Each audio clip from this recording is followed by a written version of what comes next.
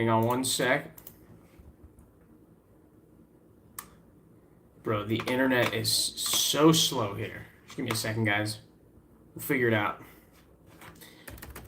We are watching the NFL draft tonight, which actually technically starts at 5, guys, but the clock doesn't start till a few minutes, and I would say the first pick probably isn't going to be at least until 5:15, so we have some time to kind of just set everything up here. And I'm just going to make some small adjustments, guys. All right, I think everything looks pretty good to me. Hang on a second. I just got to load the actual draft. The Wi-Fi was kind of terrible here for a little while, but we'll be fine. Hang on. Just give me a second. Just want to make sure we're all good. All right, one sec. All right.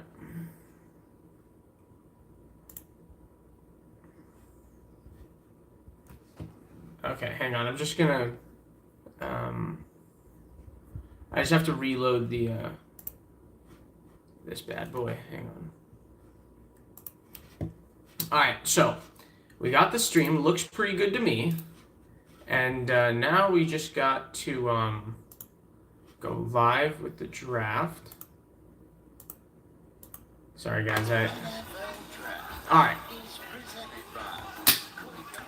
All right, guys. So the Jags are almost on the clock. Well, I mean, it's almost time, right? Hang on, let me turn this down. So, Jags have the #1 pick, right? No surprise there. And you know what? I'm excited. I think it's gonna be a very wild and unpredictable draft, but it's gonna be fun. It's gonna be fun for sure. That's honestly, it's a really good draft to stream because we really don't know what's gonna happen. So that should be fun. Yeah. So hang on, let me just adjust the camera a little bit. All right. Introducing the all-new Ego Power Plus blower, reaching an incredible. All right, guys. Looks pretty good to me. Now we just sit and wait. You know, I'm surprised we don't have more than the one first-round pick. I'm surprised we only have one, because we're pretty horrible. So.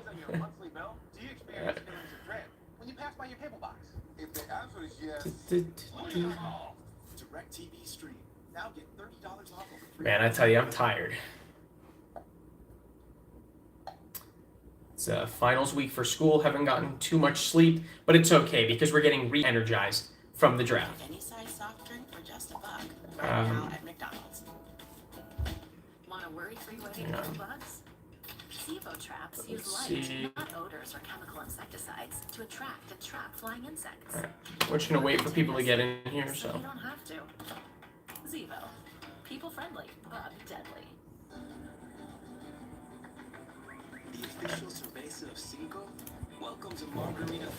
Jeez, the trash in the back is a mess, guys. All right, hang on one sec, guys. I'm gonna empty the trash. I'll be right back. We still got time.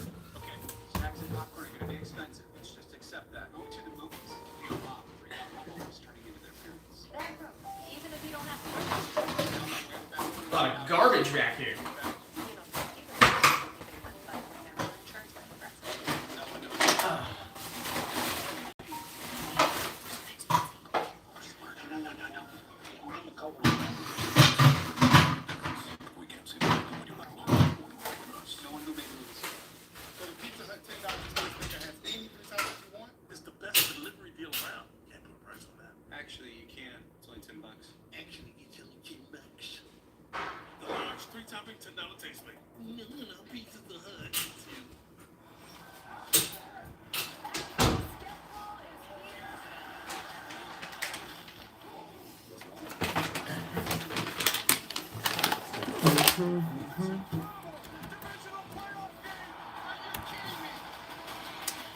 So yeah, I really have no idea who the Jags are going to go with. Should be very interesting, to say the least. But yeah, we'll see.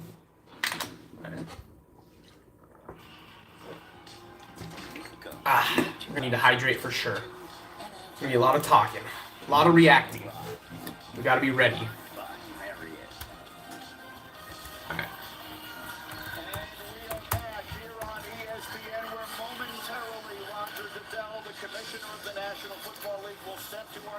Alright.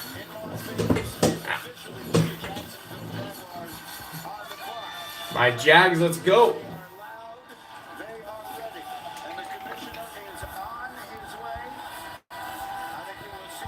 Hang on, guys. Here he comes.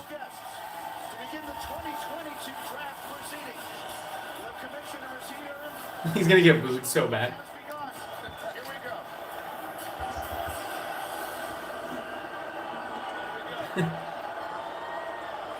Let's go, Las Vegas!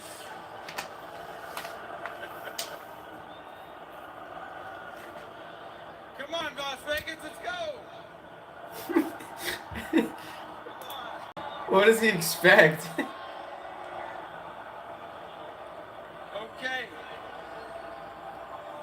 Welcome to the 22 NFL Draft.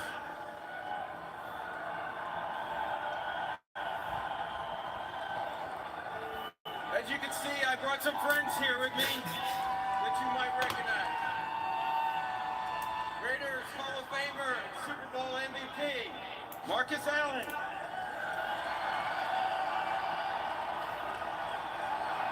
And current Raiders, Pro Bowlers Derek Carr and Darren Waller.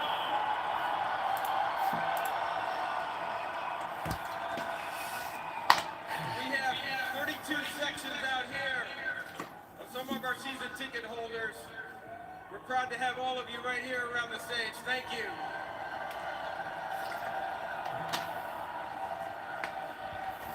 And we also have already well over 100,000 people here in Las Vegas tonight for the draft. So congratulations to you guys. Thank you for being here. And as I look around in this fan section, I see the Raider fans right here in front of me, the Raiders Nation. They're getting booed, the Raiders fans in Vegas. Right down Hang here. on, wait. Ice Cube, Cube, come on up here, baby. Oh yeah, Ice Cube is a Come on. Raiders fan. Everybody, Ice Cube. Come on, baby.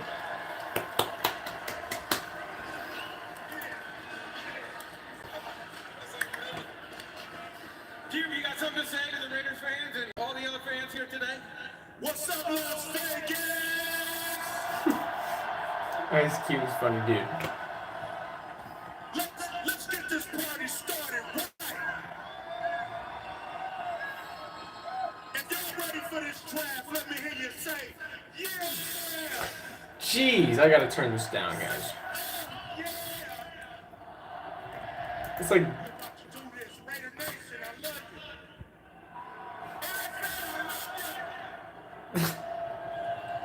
Let's hear from the homeboy, Derek Carr. homeboy. Yeah.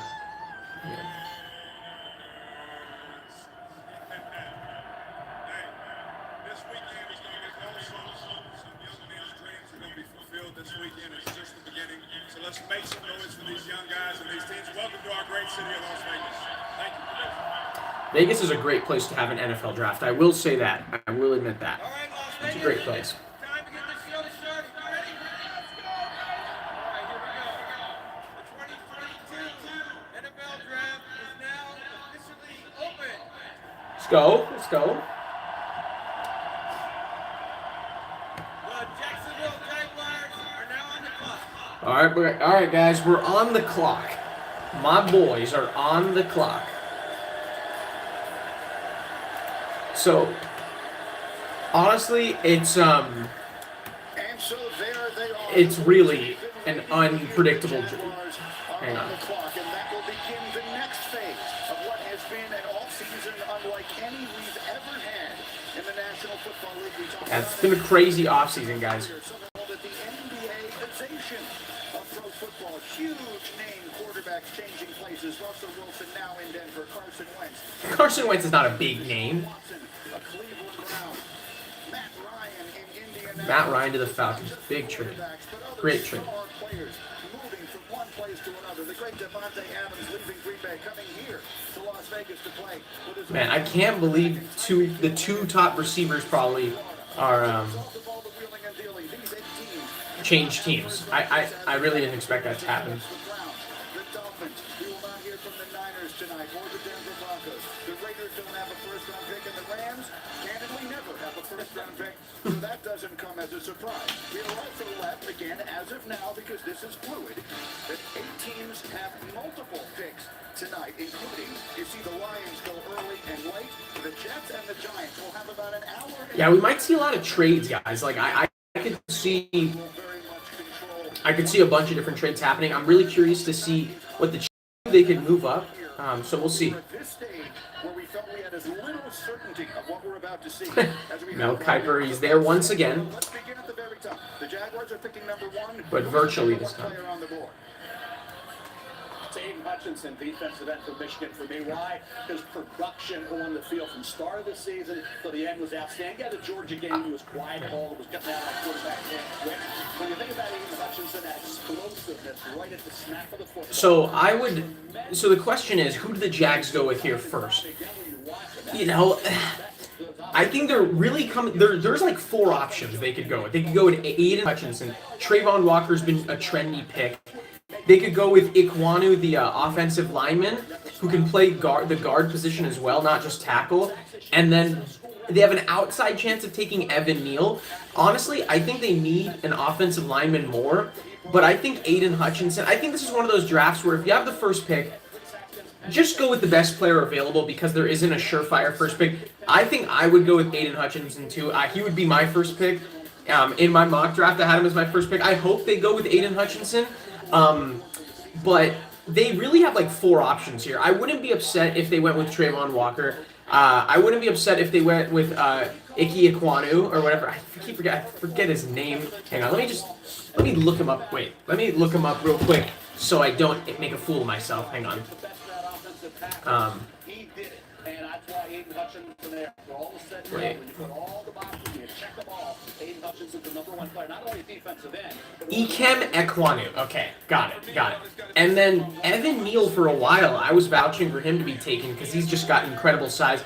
But honestly, he looked for a while to be the best offensive tackle or offensive lineman in this draft. Now it could be Ekwonu, according to what people are saying. So basically, it's come down to 2 different DNs and an offensive tackle. So, but the thing is even though the Jags don't really need an edge rusher, I think I think 2's better than 1, right? I mean, if you have 2 ferocious edge rushers coming off the edge, Josh Allen and Aiden Hutchinson, or another edge rusher, I don't think you can go wrong. You can't double one of them, so one of them is going to be free. I don't see the problem with going with an edge rusher. I don't see why people would be against it. Hang on, guys. Let me just check out the stream for a second. See how it's sounding. I don't see why people would be against it. Hang on, guys. Let me just check out the stream. Different DNs and an offensive tackle. So, but the thing is even though the Jags don't really need an edge rusher, All right.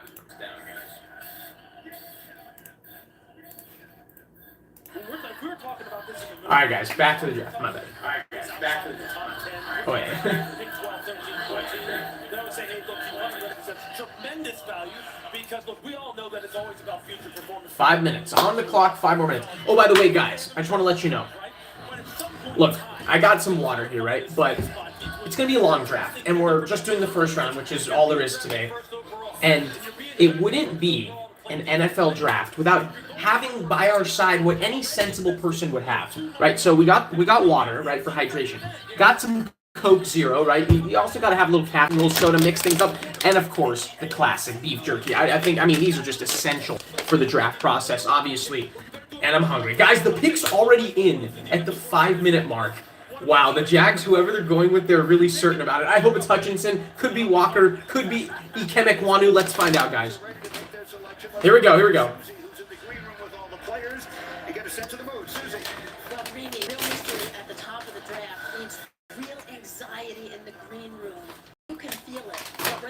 there's calm in Jacksonville. Doug Peterson telling me that he feels confident in all the meetings, and the player that they're taking is a high-character guy who fits in their system. So it will be Peterson on the phone making that call.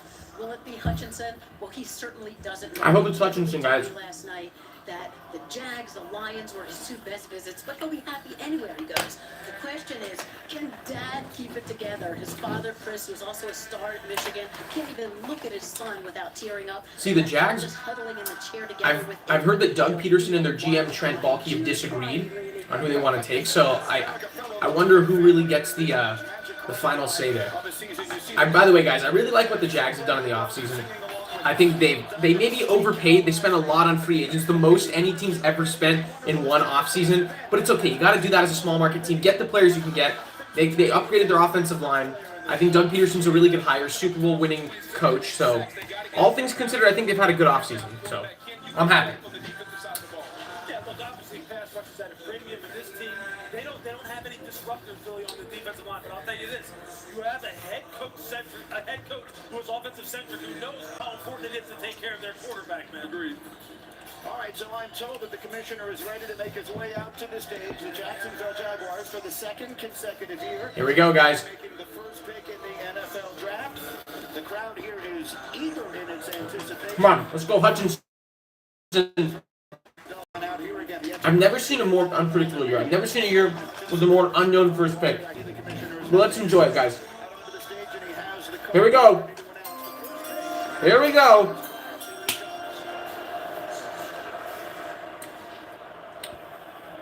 With the first pick in the 2022 NFL Draft, the Jacksonville Jaguars select Trayvon Walker. Oh!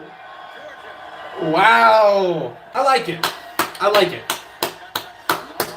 He's probably my second choice. You got to get an edge. I mean, you don't have to, but edge rushers, you usually, they're a sure thing. You usually can't go wrong with edge rushers. And honestly, he was trending to be the Jags pick. We heard a lot of things about the Jags wanting Trayvon Walker. They really liked his workouts. And he went to Georgia, right? National champion on the national stage. Hey, if they like him, I trust him. Not that the Jags are very trustable, but I'll embrace it. He's edge rushers, as long as they're healthy, for the most part, they're franchise-altering players. So I'm good with it. I'm good with taking an edge rusher. Maybe they feel like Trayvon Walker has a higher ceiling, and Aiden Hutchinson maybe has a higher floor. They think Trayvon Walker's ceiling is higher, so I'm okay with it. But interesting.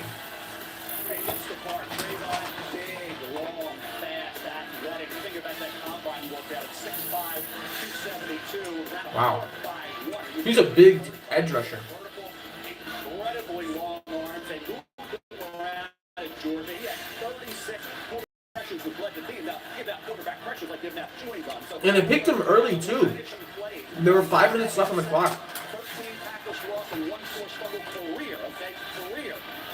Miles Garrett, 31 sacks, 47 tackles for loss, 7 forced fumble in career, okay? Clowney, Bosa, Joey Engman, double, triple those numbers. So now you look at Brenson Buckner. He's the defensive line coach for the Jacksonville Jaguars.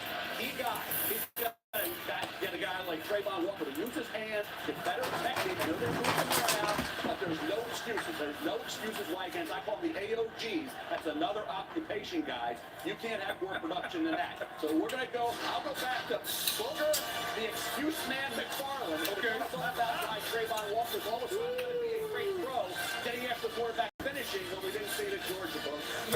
I think it's as simple as this. He played out of position at Georgia. He was in that 4-5 inside the tackle. He didn't have room to operate. Now, you're going to put the Solari, put him on the edge, get him on the edge. The Lions pick is already in, too. Because I think for them, they were going to go with... If Hutchinson was going to fall to them, they were going to go with Hutchinson. I guarantee they're going to go with Hutchinson. He went to Michigan, stays in the same state. Easy pick for them. And honestly, if the Jags took Hutchinson, I probably would have taken... They might have taken Trayvon Walker. They need an edge rusher.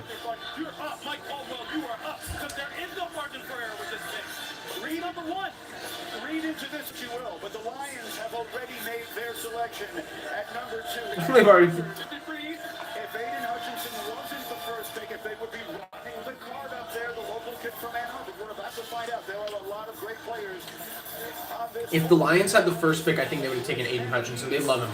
But this was about as quick as we've ever seen a team do this. That pick was in just seconds after Trayvon Walker was announced as the number 1 overall selection. So we've had one pick made. Here comes Roger Goodell to announce the second pick in this year's draft. The Detroit Lions, who will select again tonight, currently scheduled to have the last pick in the first round.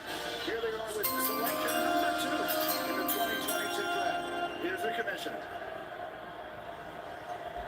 With the second pick in the 2022 NFL Draft, the Detroit Lions select Aiden Hutchinson. Easy.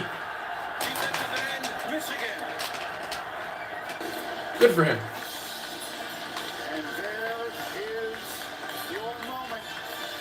Aiden Hutchinson staying close to home. What a season it was. A magic carpet ride for Michigan. Hutchinson, the runner-up to Bryce Young for the Heisman. Set the school single season. I hope he's great. With 14. First ever defensive player to be named MVP. I think he will be. Championship game. But guys, honestly, you're gonna see how wild this draft's gonna get. Just wait till we get to like the top 10 is just gonna be wild. Now an emergency room doctor. America fell in love with this family, and now here he is. Exactly as expected. If he was still there at number 2 for the Lions, they would run that card to the commissioner, and that is exactly what they did. Aiden Hutchinson is the second pick in this year's NFL draft. Look, I'll tell you, listen. This is one where Dan Campbell has to be sitting there going, what? You were going to get who? Look, this is the defense that finished qualified in pressure percentage each of the last season.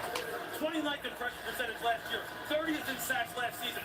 Mel rattled off in 3 separate games in 2021. Aiden Hutchinson had 3 sacks. And it wasn't just JOP sacks. He wasn't jumping on piles. This guy was using push-pull. He was ripping. He was hand-swiping. He was coming back inside. He was spinning. He was reading offensive tackle sets, heavy light. So I need to pull him Now, I'm really curious about what the Texans do at 3. They could do a bunch of things. They could go Thibodeau. They could go. I don't think they go with Sauce Gardner, but maybe they go offensive. Maybe they go Ekwonu. We'll see. And simply put, doesn't he just fit with Detroit? Dan Campbell wants to bite elbows and knees and scratch toes. Like, this guy is a hard-nosed football player who's going to get the maximum effort. Dude, Aiden Hutchinson's going to be a star. Talk about it, know what he is. He's the most NFL-ready defensive end. The ability to use my hands and knock the offensive tackle. I tell you what, down, and now once I knock him down, if Aiden Hutchinson's a star and Trayvon Walker's a bust, what a Jags thing to do, right? His array of moves is phenomenal. Why is he the most NFL ready? Because he comes with the ability to go long arm over chop, arm over power. And in the end, whatever move I use, I have to be able to finish and get to the quarterback. Arm over, what about the swim move, Brady? I can't swim, but he can. Come off the corner. Booger can't swim. The production is there because the moves have been there all along. Aiden Hutchinson comes into the NFL, the most NFL-ready defensive end. Now, the only question really is this. Can those moves that he used in the Big Ten within the NFL, but I know Dan Campbell is excited to have him there in Detroit. He's the second Michigan defensive player to go top 5 in history. The other is in the Hall of Fame. He's Charles Woodson. History also tells us recently that the number 2... Oh, I forgot to read the chat, guys. Take a look at these defenders. KJ, hi, back to you. Sorry for the late response. LeBron James is in the chat, guys. The LeBron James. Hi, Jax. Do you miss Vince Young?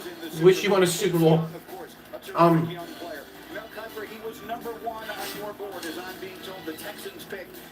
don't really miss Vince Young.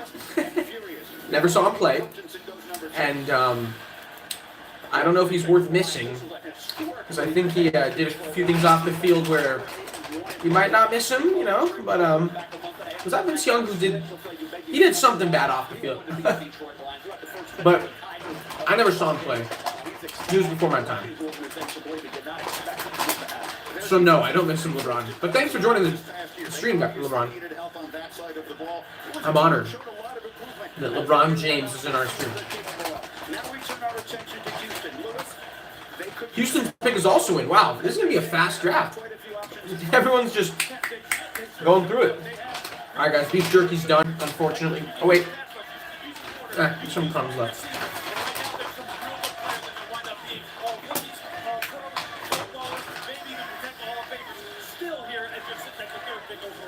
have quite a good deal of draft capital. They traded Deshaun Watson to the Browns for 3 first-round picks. XD, I'll join the Warriors.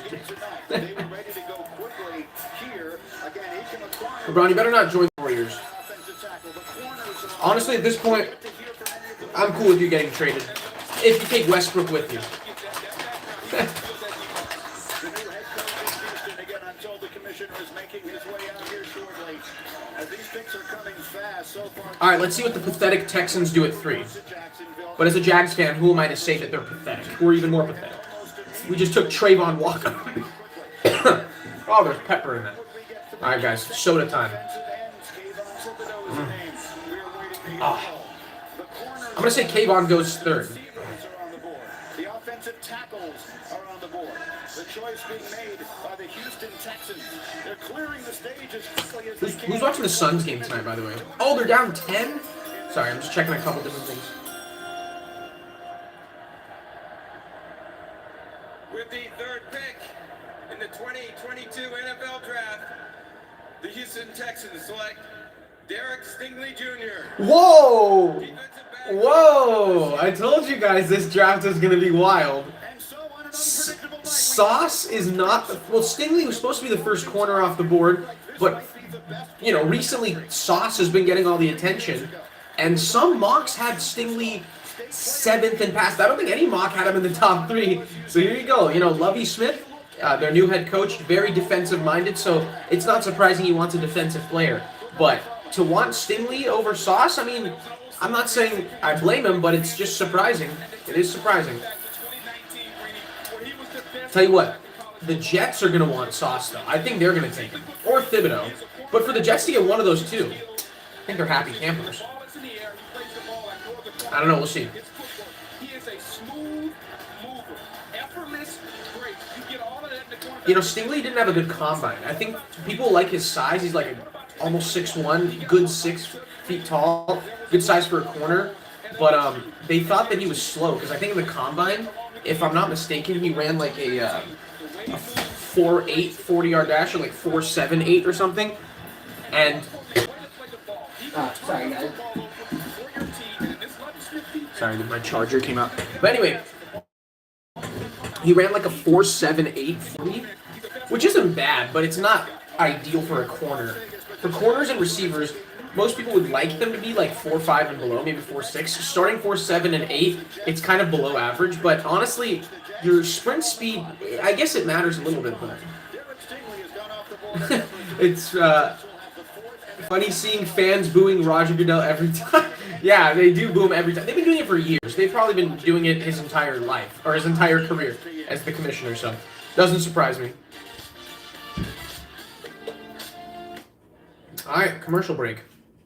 So, Jets are on the clock, 5 minutes in, and So I said, I'll turn this down.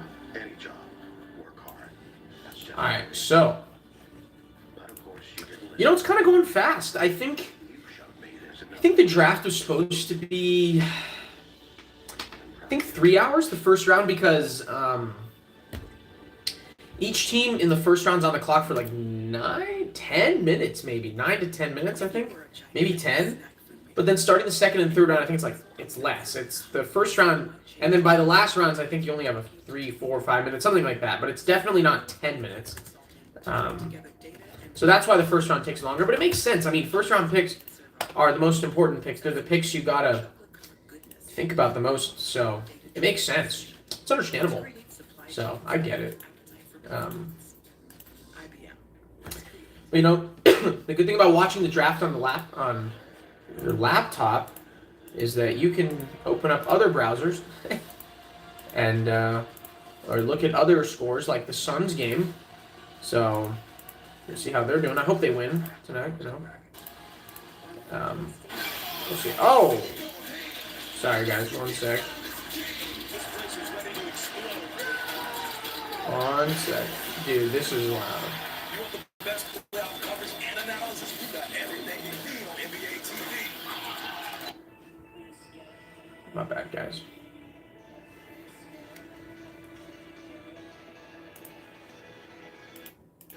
All right. Back to the draft.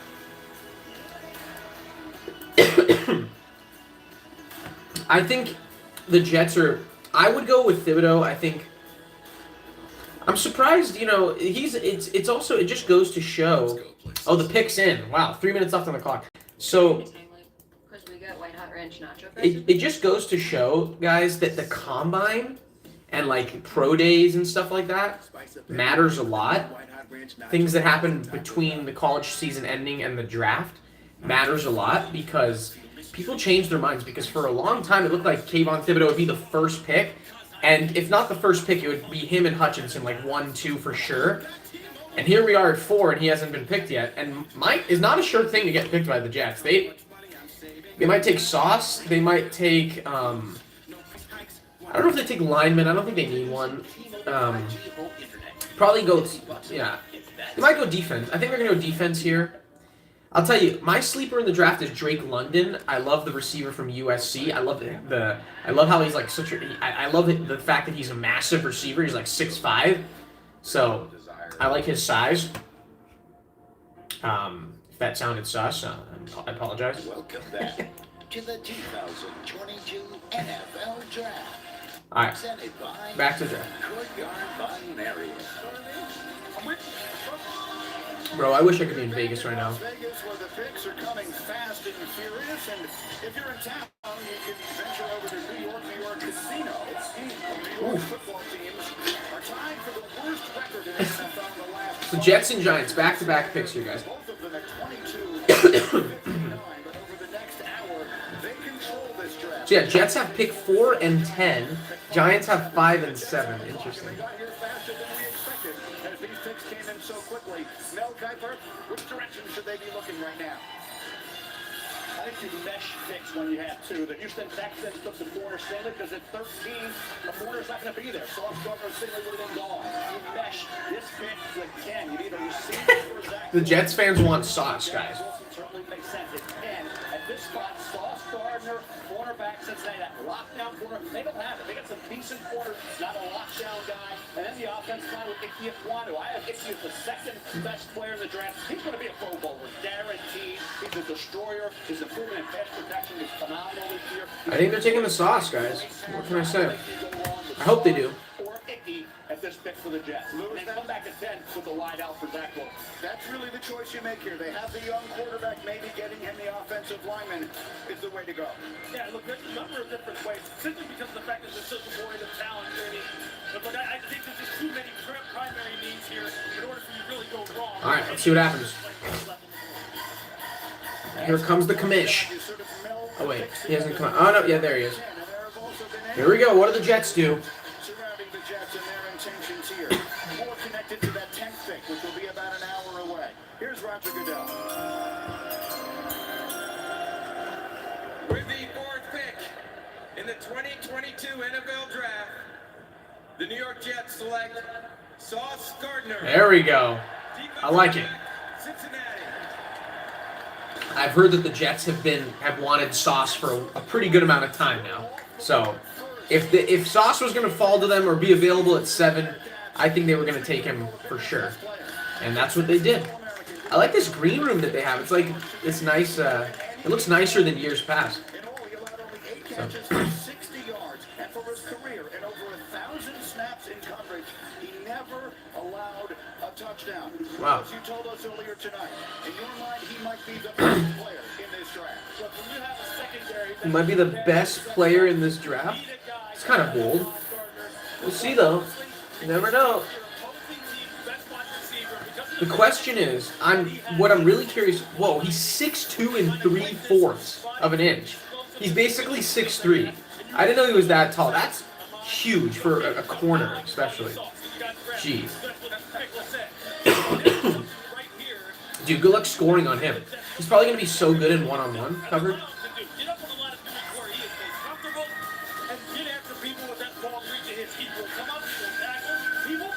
I get why the Jets like him.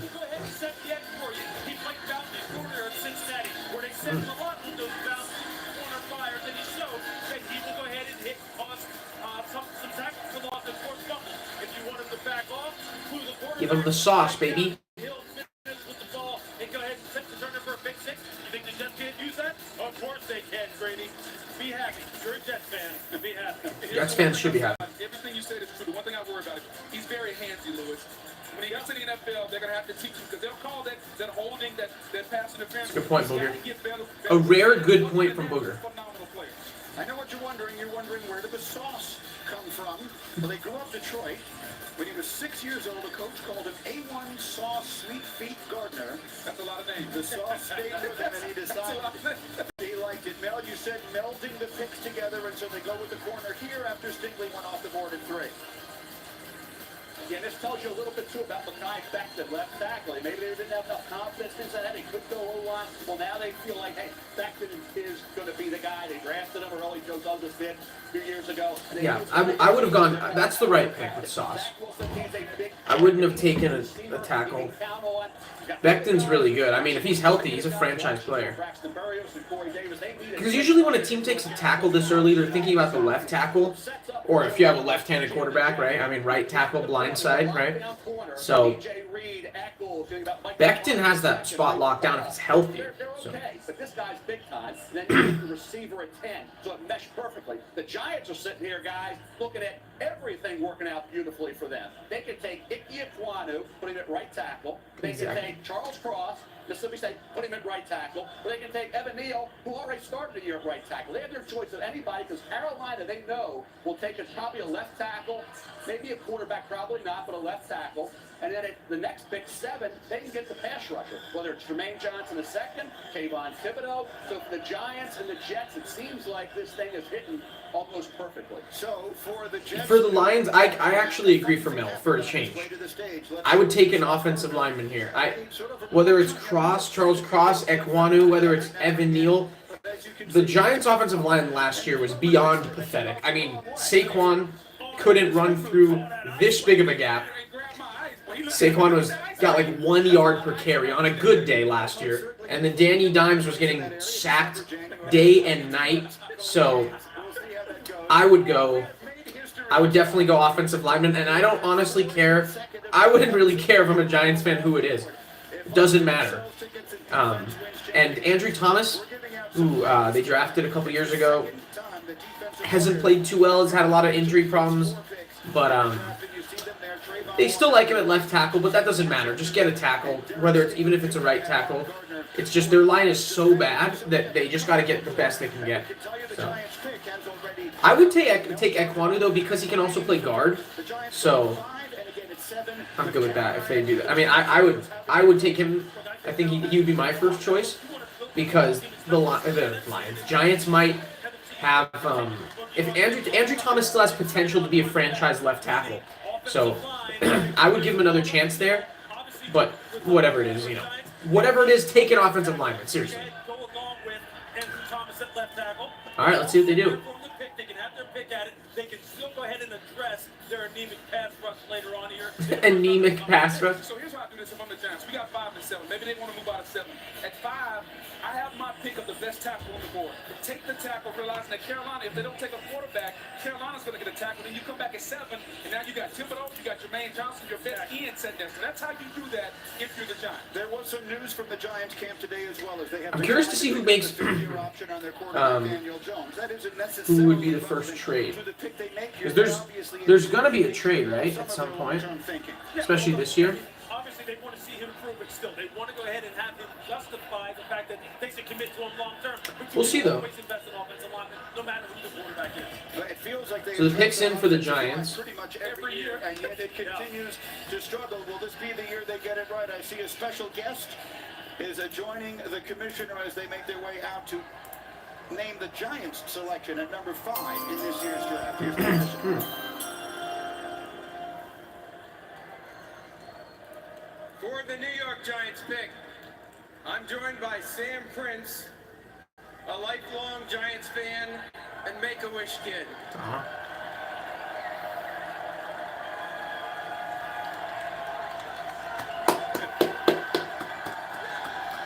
That's nice. Is he going to announce the pick? Sam is post-heart transplant, and feeling stronger than ever, as you can see.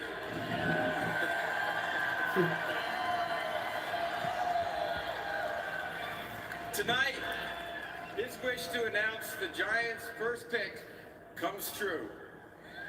We hope this wish will be him as he looks forward to being a sports broadcaster in the future. Let's go, Sam. Just like me. Okay, Sam, it's time to get your wish true, baby. Thank you, Mr. Goodell. With the 5th pick in the 2022 NFL Draft, the New York Football Giants select Kayvon Thibodeau. Whoa! Oregon. Wow. That's a shock. Dude, Mel Kiper is going to go ballistic. One thing Mel Kiper gets a lot of heat, and for good reason, because sometimes his picks are just so off. But then again, it's so hard to predict drafts. But what I do give him credit for is he doesn't hold back. He keeps it 100. If he doesn't like a pick, he'll let you know about it, as we've seen many times, famously in the past. I think what put Mel Kiper on the map was in 1994 when he he battled the Colts GM over not taking a quarterback, and he fired back at him, and it was funny. They went with the best player available. I mean, Giants need defense. They need a little bit. They need everything, right? Giants are pretty bad, like horrendous. But that's coming from a Jags fan, so I can't really speak. But honestly, those last 5 or 6 games of the year, I will go as far as to say the Giants were worse than the Jags. I mean, they started Mike Glennon, pathetic, scored like 7 points a game. It was really bad. But they need everything. And honestly, Thibodeau might be the best player available. This guy could have been the #1 pick, right? So I can't fault them for that. Sometimes you just got to go with the best player available. In an unpredictable draft, you got to sometimes just go with who's the best player. I mean, Thibodeau can be a franchise player. I mean, seriously. So honestly, can't fault him. Good pick.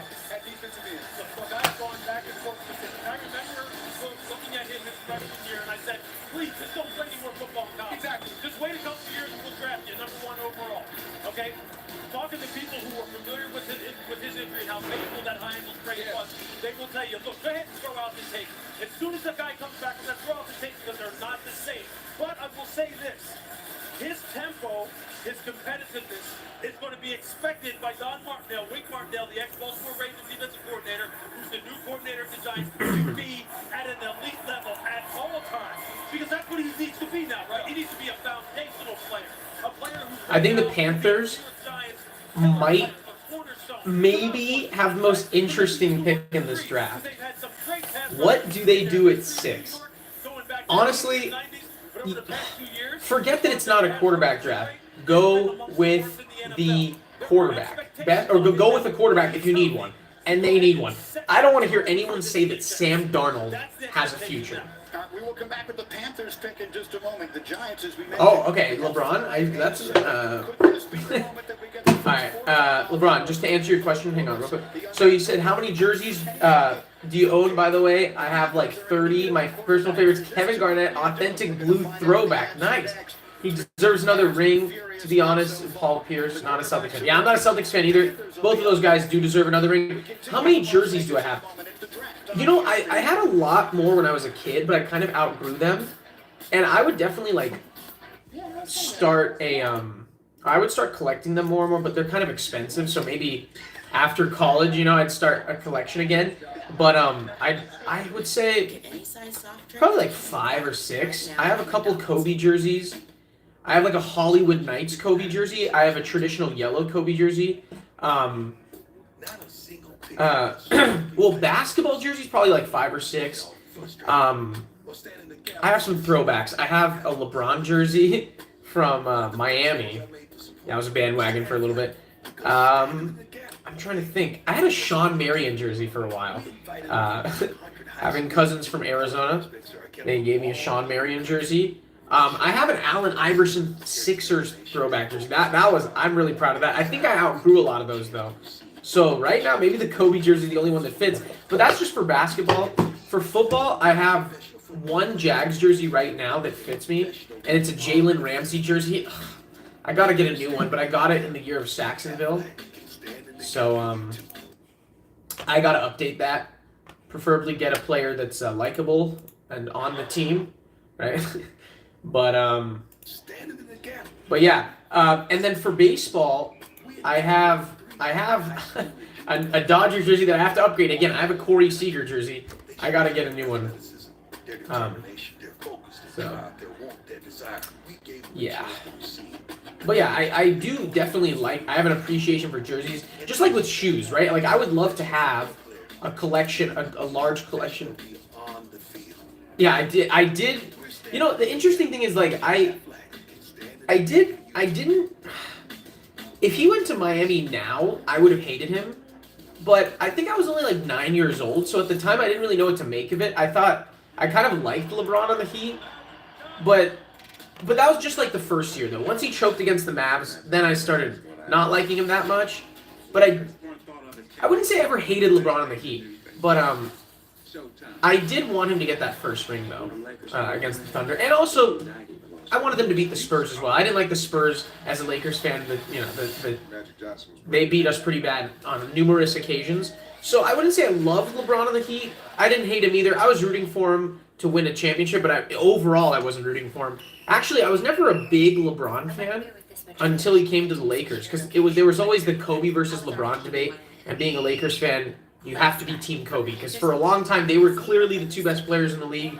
So I was Team Kobe, so I couldn't stand LeBron for a while, but that was only because of respect. I always respected him, enjoyed watching him. He beat us down so many times, especially in the regular season. Obviously, never played us in the finals, but dude, I just remember in the regular season, in Kobe's heyday, like 2009 and 10, the Cavs and Heat, when he was on the Heat, they owned us. They would always beat us. I remember LeBron had like an 8-game winning streak against the Lakers, something in that neighborhood. So I didn't like him because he was just so good. But that's just how a lot of players are. You don't like them because you're jealous that they're not on your team. So I get that. By the way, guys, the Panthers pick is in. So where are they going to go here? Quarterback? We will see. We will see.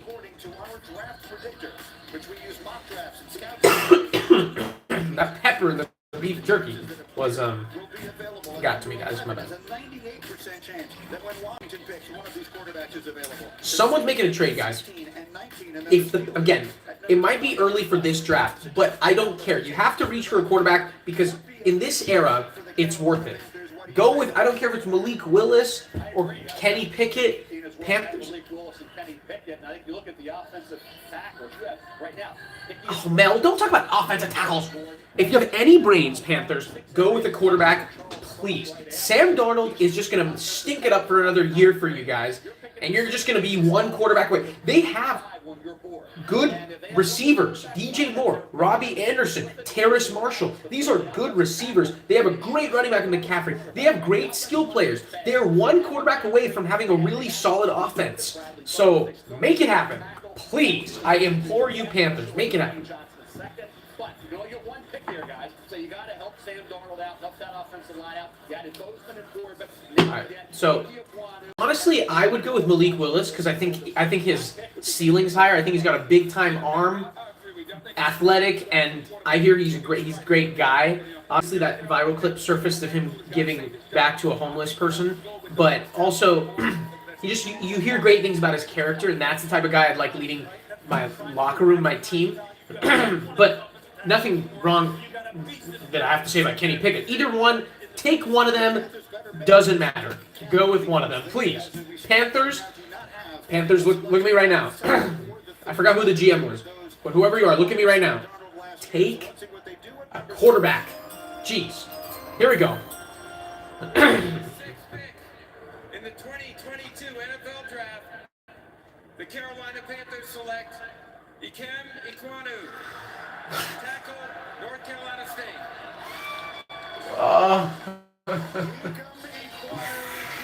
Oh my God! All right, Panthers. Say hello to last place. Look, he's good. Ikem Ekwonu, he's good. He's a really good offensive lineman. I think he's going to be good for the franchise.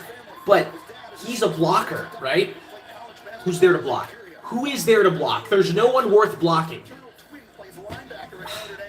You have to get the quarterback first, then get him the line. Don't get him the line and then get the quarterback, because then you have no one to protect. Jeez. Unbelievable, man.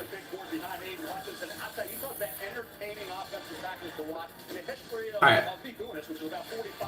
I got a wild proposal. What if the Giants at 7 take a quarterback? They'll never do it, but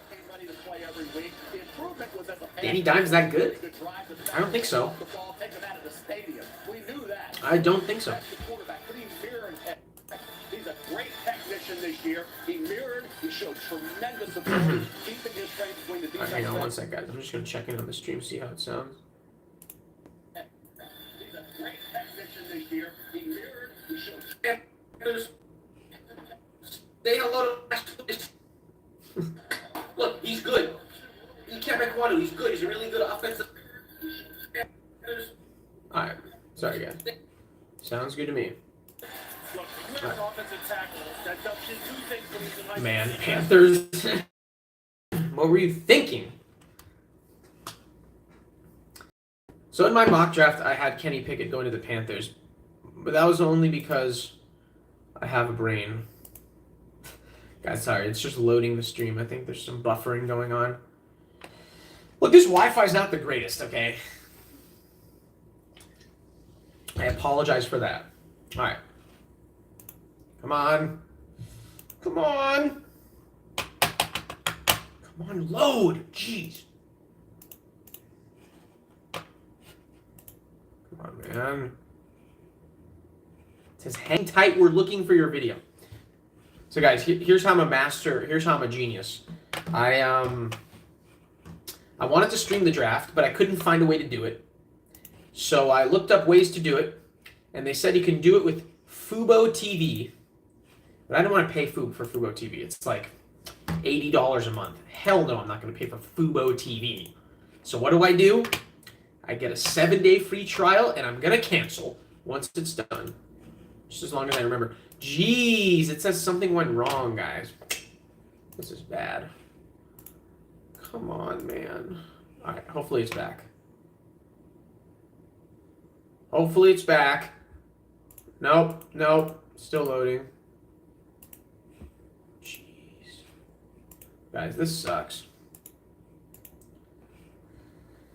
Oh, get there eventually, guys.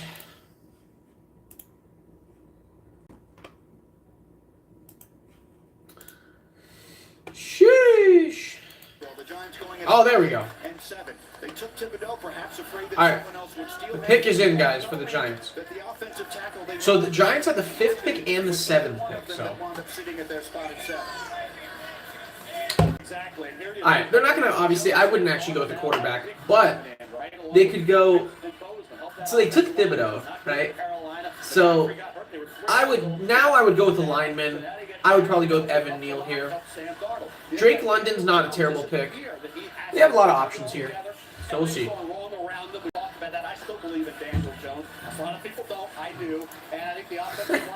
Mel Kiper's hilarious. A lot of people don't believe in Daniel Jones, but I do.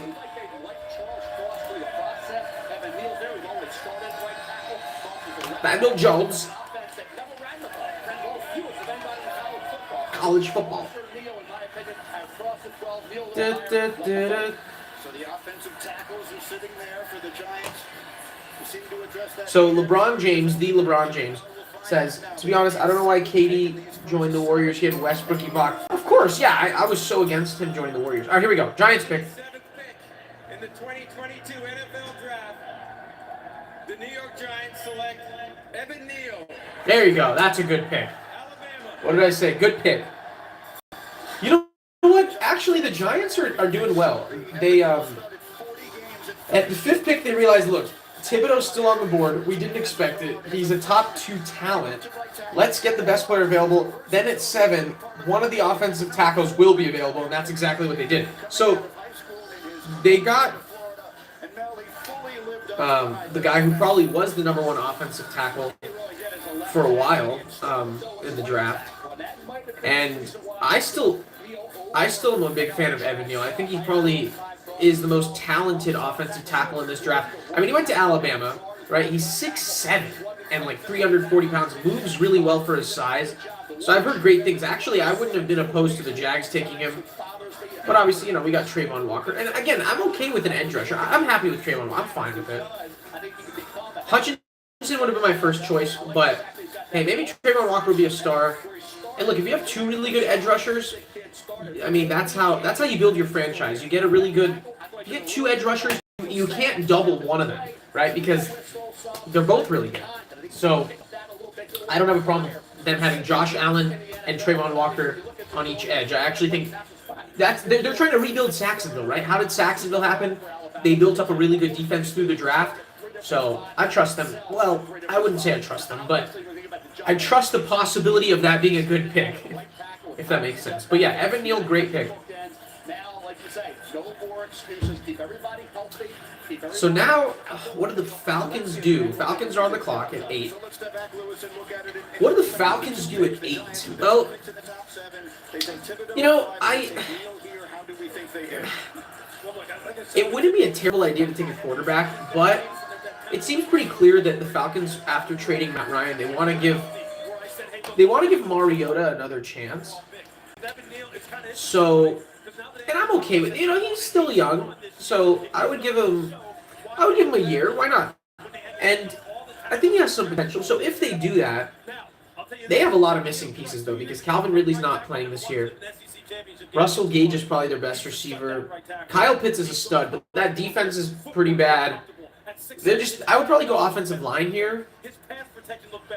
Maybe receiver, because you know you're not going to get Calvin Ridley back this upcoming year.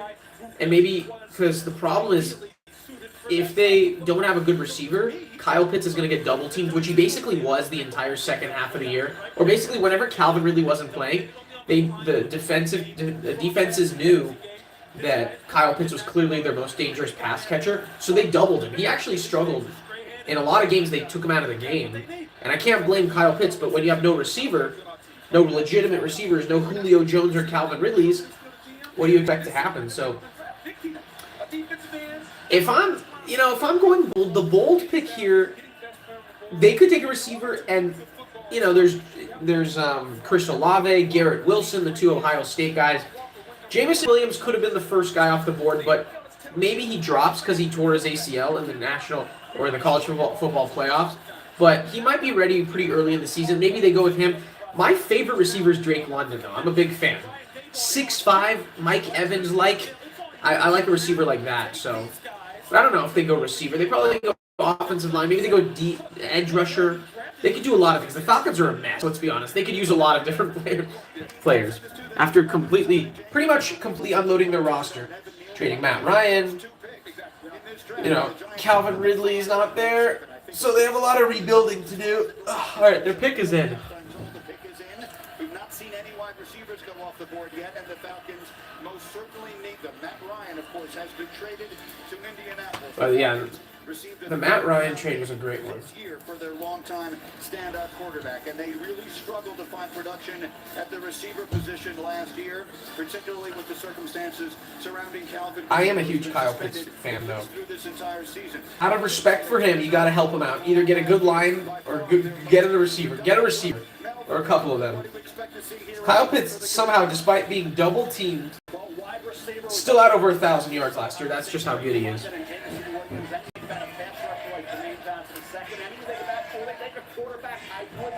There's always been that talk that Atlanta, Seattle, but I think wide receiver and a pass rusher, they could go any direction. This team's got a lot of holes. It's an interesting circumstance. The division, Tom Brady is back there. The Saints have 2 picks. So, the LeBron James says, if I was the head coach for the Giants, I would get rid of Daniel Jones. Always thought he wasn't that good. They should have got Josh Allen back in 2018. Giants fans were so mad as well. Dude, I agree.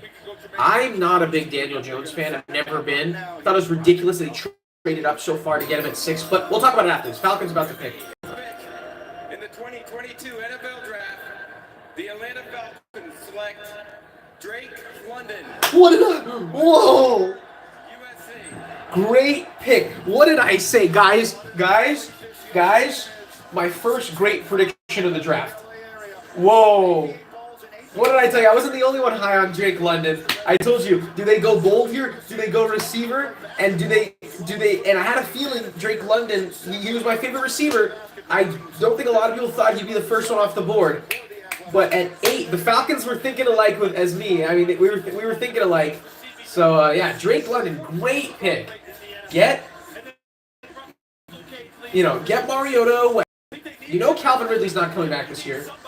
Need a number 1 receiver to open up the floor or the field for Kyle Pitts as well. So I told you, I like that pick, but I can't believe we actually saw eye to eye on that. So let's go. That's a great pick. So yeah. So Daniel Jones, when they traded up for Daniel Jones in 2018, it was kind of like Mitchell Trubisky from the year before. Even on the day of the draft or the night of the draft, I remember thinking, why are you trading up to get Trubisky, or why are you trading up to get Daniel Jones? Because those guys were available. They would have been available. I don't remember where the Giants were picking that year. Maybe it was like the middle of the first round. Daniel Jones was projected to be a late first round pick or maybe a second round pick. And I don't know why they traded up. Did they think, same with Trubisky. The Bears really thought Trubisky was going second, and he was in such high demand that a guy who started 1 year at North Carolina and didn't have a good record, hadn't really proven anything in college, but was extremely raw, but just off the hope of potential. They think he really was going to go second, so they traded up to get him at 2, and just an absolute bust considering Mahomes and Watson. Much more established QBs were taken later. The Bears, I think, had like the 6th pick or something. You could have gotten him at 6th. Same with the Giants. You could have gotten him in the late first round. Why would you trade up to get a quarterback? Like, unless you think really you thought someone was going to take him. I don't know. I really don't think that was the case. So, Seahawks are on the clock. In my mock draft, I said, so I was bold in my mock draft. I didn't have Drake London going 8th, but just now I said, it would be a good pick, but a bold, good pick to take Drake London. Don't sleep on the Seahawks taking a quarterback here, because Drew Lock and Geno Smith ain't it, okay? Maybe they're completely rebuilding. Maybe they want to trade Tyler Lockett and DK Metcalf. Maybe they want to get rid of them. But at the end of the day, if you're keeping those guys, and there's a possibility you're keeping them, dude, would that not be a perfect situation for Malik Willis or Kenny Pickett to have 2 great receivers? Maybe the best receiver tandem in the league. Maybe after, you can argue maybe Jefferson and Thielen, but they're up there. Lockett and Metcalf, 2 great receivers in Seattle with still a good coach with Pete Carroll. Wouldn't it be great to have a quarterback step into that situation? If I'm a rookie quarterback, I would love to have Tyler Lockett and DK Metcalf. That'd be awesome. So I would honestly take a quarterback if I'm the Seahawks. But I don't know if they will. I feel like they're kind of just the reason why they might not is because they're just trying to kind of sorry, let me turn. Yes, it's true. They're just trying to unload their roster. But if there's the glimmer of hope that it's not a complete rebuild, if they feel like it's not a complete rebuild, I would go with a quarterback. I would go maybe Malik Willis or Kenny Pickett. Yeah. By the way, in other sporting news, I don't know who's following Suns and Pelicans right now. Pelicans are up just by 1 after the Suns were down 10 plus points. So hopefully the Suns. Oh, wait a minute. I didn't even pay attention. I'm just taking a look at the stream right now. Devin Booker's playing tonight. Oh, I didn't even know that. That's nice, though, that he's playing.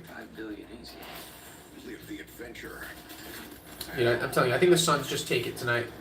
Now they're ahead. They're up by 1. Let's go.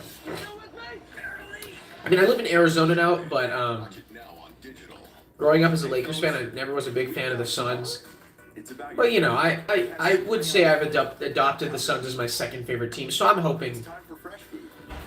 I hope the Suns win the title this year. I hope Chris Paul gets it. I'm a big Chris Paul fan. So, yeah. So that's that. There's commercial there. Alright, so Seahawks are still on the clock. 3 minutes and 20 seconds left.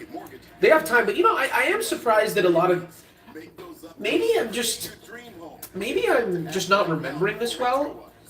But I do recall previous drafts, teams using up the clock more. I don't remember this many picks being in this often, this early before the clock ends. Oh, I get it. So you can take your old phone. Because I remember a lot of teams making the pick, or it says the pick's in with maybe 1 minute left or less. Just they use every second of it almost. Most teams are using it with like 5 minutes left. And the pick's in for the Seahawks at the 2-minute 40-second mark. I don't know, guys. Let me know. Comment. Like, do you, for those of you watching live or not live, whatever, let me know. Like, is this draft unusual compared to recent years? Where do you feel as if teams are picking earlier, or am I just not paying, or have I just not been paying attention to every draft where they do this most years? Let me know. So we'll see. Seahawks pick is in, but it's still in commercial break.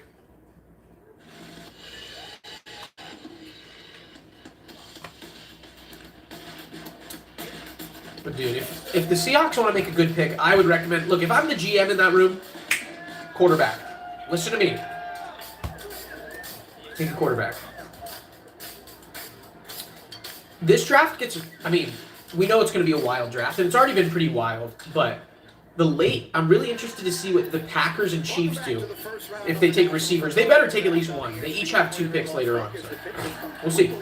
We've already gone through 8 selections, and the Seattle Seahawks are on the clock with a pick they acquired from Denver in a trade for their longtime star quarterback, Russell Wilson. We began the evening talking about star players changing places, and the biggest name of them all was Russell Wilson, which many people perceive this to be the time that the Seahawks are going. You know, I also forgot to mention the Seahawks got Noah Fant from the Broncos as well, so you really have 2 great receivers and a very, very solid tight end. And Shelby Harris is a good defensive player.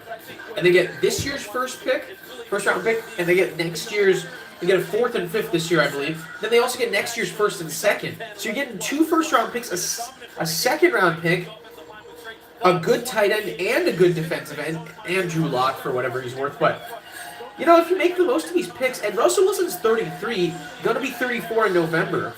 So it's not like he's a young quarterback exactly. So at best, he has a few, I mean, he could have another 5-6 years left, but it's not like you have a guy who's going to give you 10 more years who's not even entering his prime, right? You have a player maybe in his prime, getting to the end of his prime. So it's not like Russell Wilson's 25, right? So for an aging quarterback to get 2 first-round picks, a 2nd, a 4th, a 5th, and then get a tight end, it's good. All right, here we go. In the 2020 NFL Draft, the Seattle Seahawks select Charles Cross. Okay. Tackle, Mississippi State. I mean, look, offensive line has been an issue for the Seahawks for a long time. So it makes a lot of sense.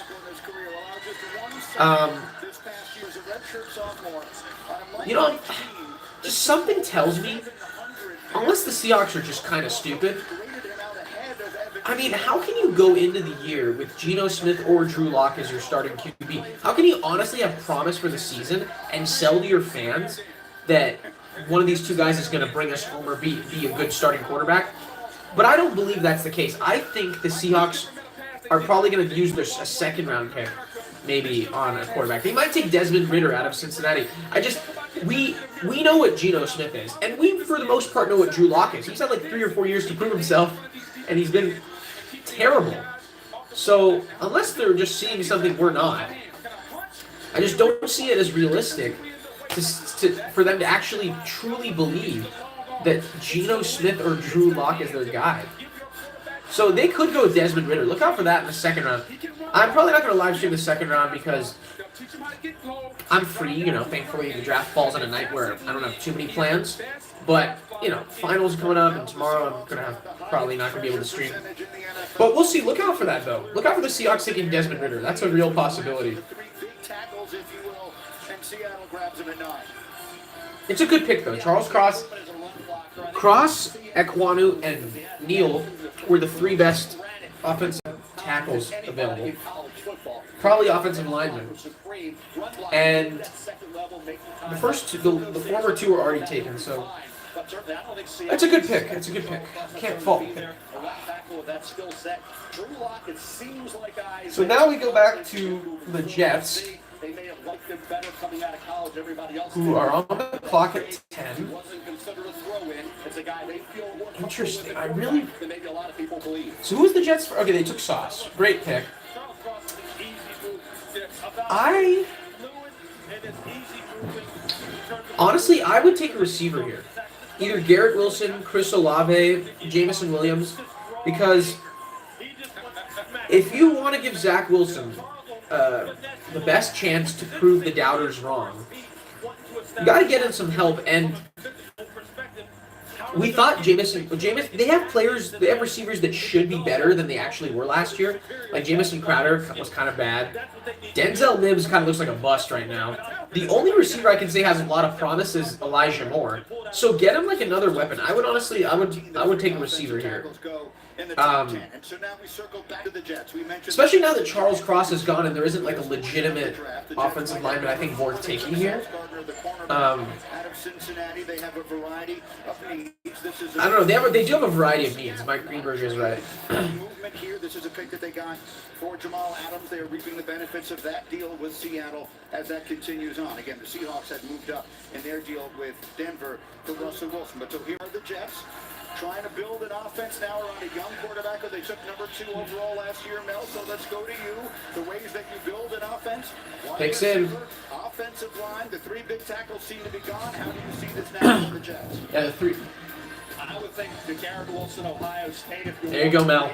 Mel, great minds think alike. It's going to be the really interesting part of the first round, guys, to see where's the Alabama wide receiver who would have been in the top 5, probably top 7. Jamison Williams. Had he not had that ACL in a national title game against Georgia. Jamison, You know, Mel and I are thinking a lot alike tonight, guys. he had to wait on him a little bit, but he's a spectacular player. Do they go for Jamison? Do they take Garrett Wilson with the body control? I would. Had a heck of a season for Ohio State with C.J. Stroud. Jermaine Johnson, a second pass rushers on the board, but you already went. I might go Garrett Wilson here. Double up on defense. They help out Zach Wilson. I got to believe they help Zach. They need a receiver with some length. Wilson or Jamison, I think, here would make sense for the Jets. Well, Lewis, how do you factor in the ACL? It is a player who will most likely not be available until sometime during the season. Yeah, look, it's just a matter of whether or not you feel that you could wait to get that return on investment. Is it okay for you to wait, or do you want someone who right now in the offseason, you're going to get to work with your second-year quarterback, develop that rapport, and hit the ground running in September? If I'm the Jets right now, that's probably what I want, because I don't want to waste any time with Zach Wilson as far as him not being able to work with his guy. I think the best receiver in the draft is Jamison Williams, but he's hurt.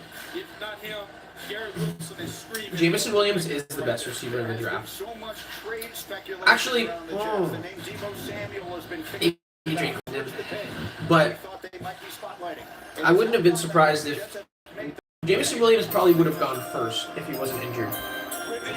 Here we go. In the 2022 NFL Draft, the New York Jets select Garrett Wilson. There you go.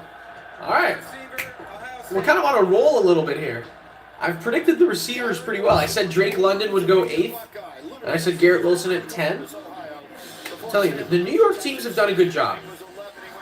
Which is contradictory to how they normally do. But sorry, my fellow Jets and Giants fans. But you guys are having a very good draft. For the Giants to take Thibodeau and then Evan Neal, right? So they addressed defensive and offensive line, which they had to address both. They probably got the 2 best players at each position available at that time. And then the Jets needed a corner, so they got Sauce. And then they get a receiver. That's what they needed. I actually have my mock draft here. I'm curious, and maybe at the end I'll like go through and see how it compared. But it's not too bad. Yeah, I had Garrett Wilson at actually look, I had it written down. So yeah, I had Garrett Wilson at 10 to the Jets. At 11, I said the Commanders go with Chris Olave, so we'll see.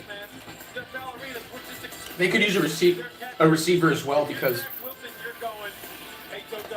Terry McLaurin's a really good player, but he needs some help. He hasn't had help the last couple of years, and Carson Wentz could use all the help he could get. That means that receiver has So we'll see. to separate. He can get separation. All right, let's see what else. Did I have? It makes the target easy for the quarterback. Zach Wilson will get a lot I don't- of easy throws. His ball skills and his ability to separate this young man. So now let's I might have lost the first 9 picks I had, but Gardner, and here at 10 they take Aaron Wilson. How do you think they did? I think they did great. I mean, Gary Wilson said, well, he's not as big as Drake London. We plays as big because of those long arms and the leaping ability and that body control he's got. I mean, he is amazing at making those acrobatic catches, making a quarterback look good. He'll do that for Zach.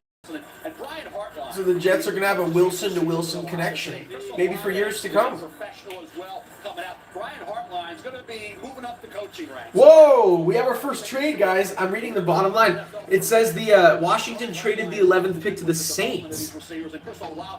So, dude, we all know this is. I think there's only one reason why the Jets moved up. They want a QB. They're gonna trade up and take either Malik Willis or Kenny Pickett. They need one, and I think there were rumors of them trying to trade up to get a QB. In my mock, I said at 16, where they're currently picking, it's too late to get one of those 2 guys. I think they could only be trading up for one reason, to get a QB. So just watch what happens. We'll see. They haven't even announced it on the broadcast.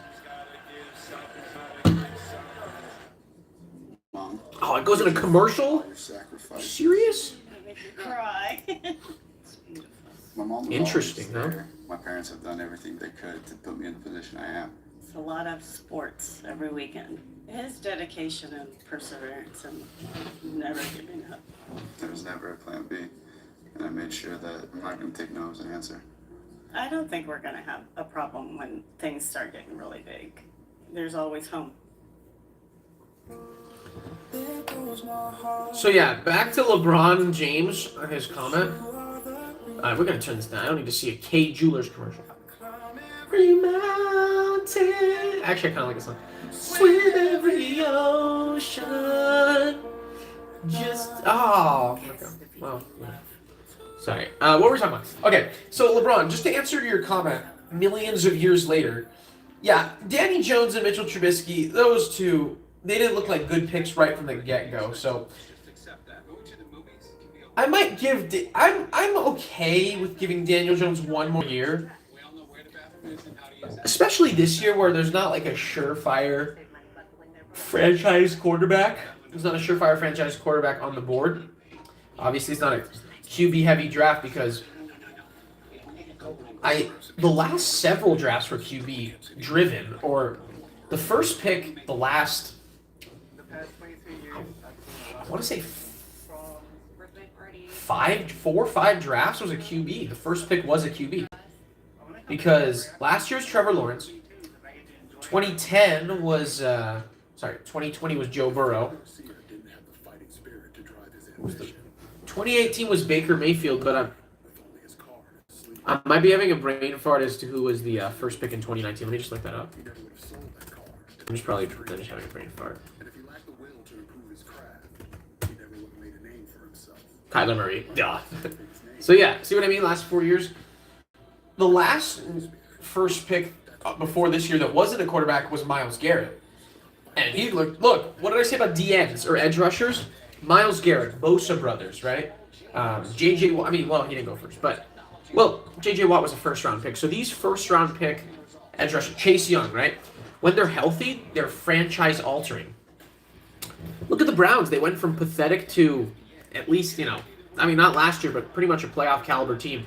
Myles Garrett completely turned around their defense, and he's a franchise player. Chase Young, pretty much single-handedly, last year he was injured, but 2 years ago, took Washington from a terrible team and established a defensive identity for the team that pretty much won them the division. They won that division, albeit the NFC least, a terrible division. They won that division on defensive identity and having a great defense alone.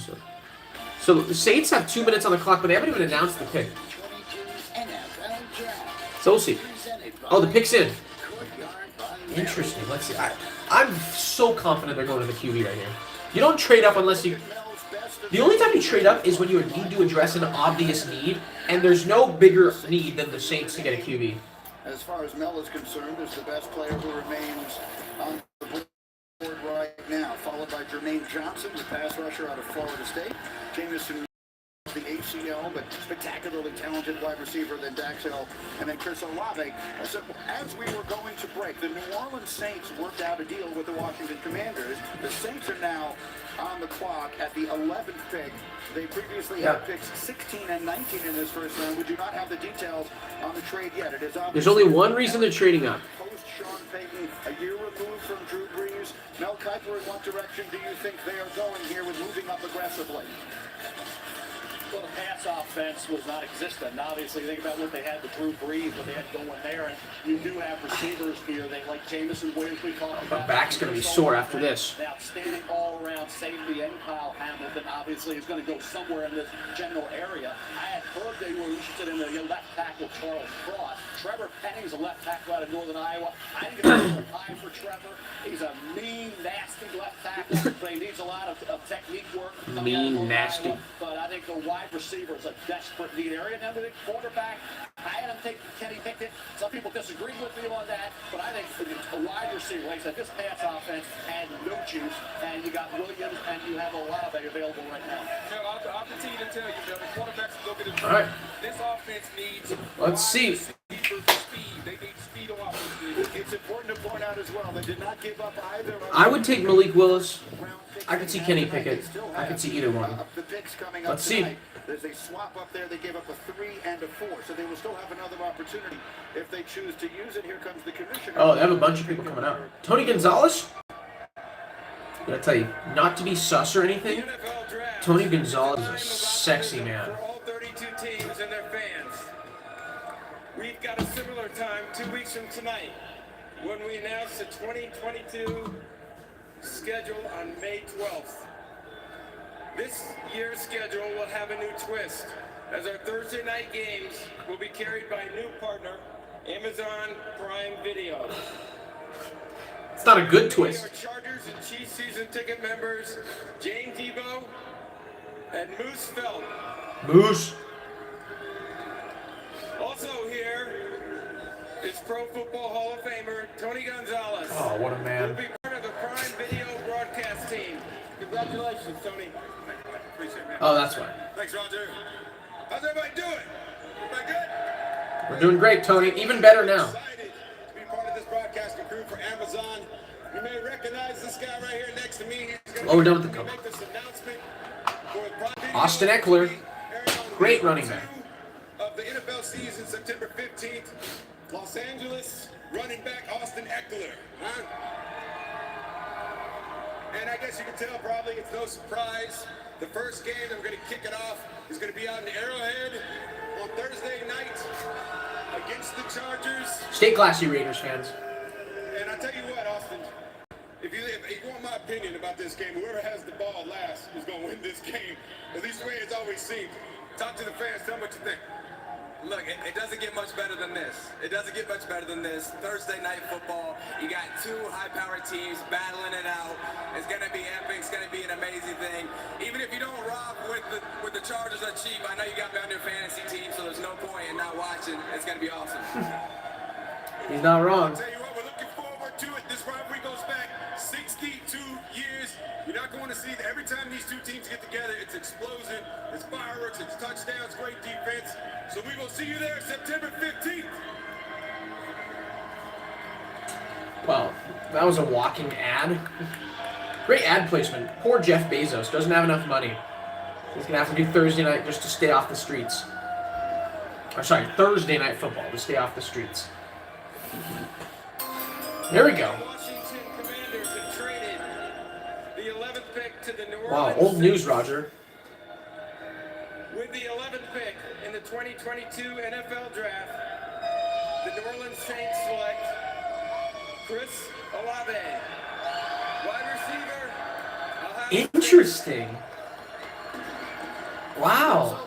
Like we used to say about another Buckeyes, You know, all he does is catch touchdowns. It He caught 35 in 4 seasons. The it's most interesting, in unexpected, but it makes sense because record of 34. Now, if you really think about it, who do the Saints have as receivers? I mean, Michael Thomas, I don't know if he's ever coming back. And then after him, it's just falls off a cliff, right? I mean, Who else they have? Traquan Smith, Marquez Callaway. I mean, there's just no one there. He's over 6 feet, 187 pounds. Deontay Harris. Ooh, the Vikings have traded their 12th pick to the Lions. Wow. I knew there'd be trades, and now we have back-to-back trades. Interesting. And the pick's in. Wow. Very interesting.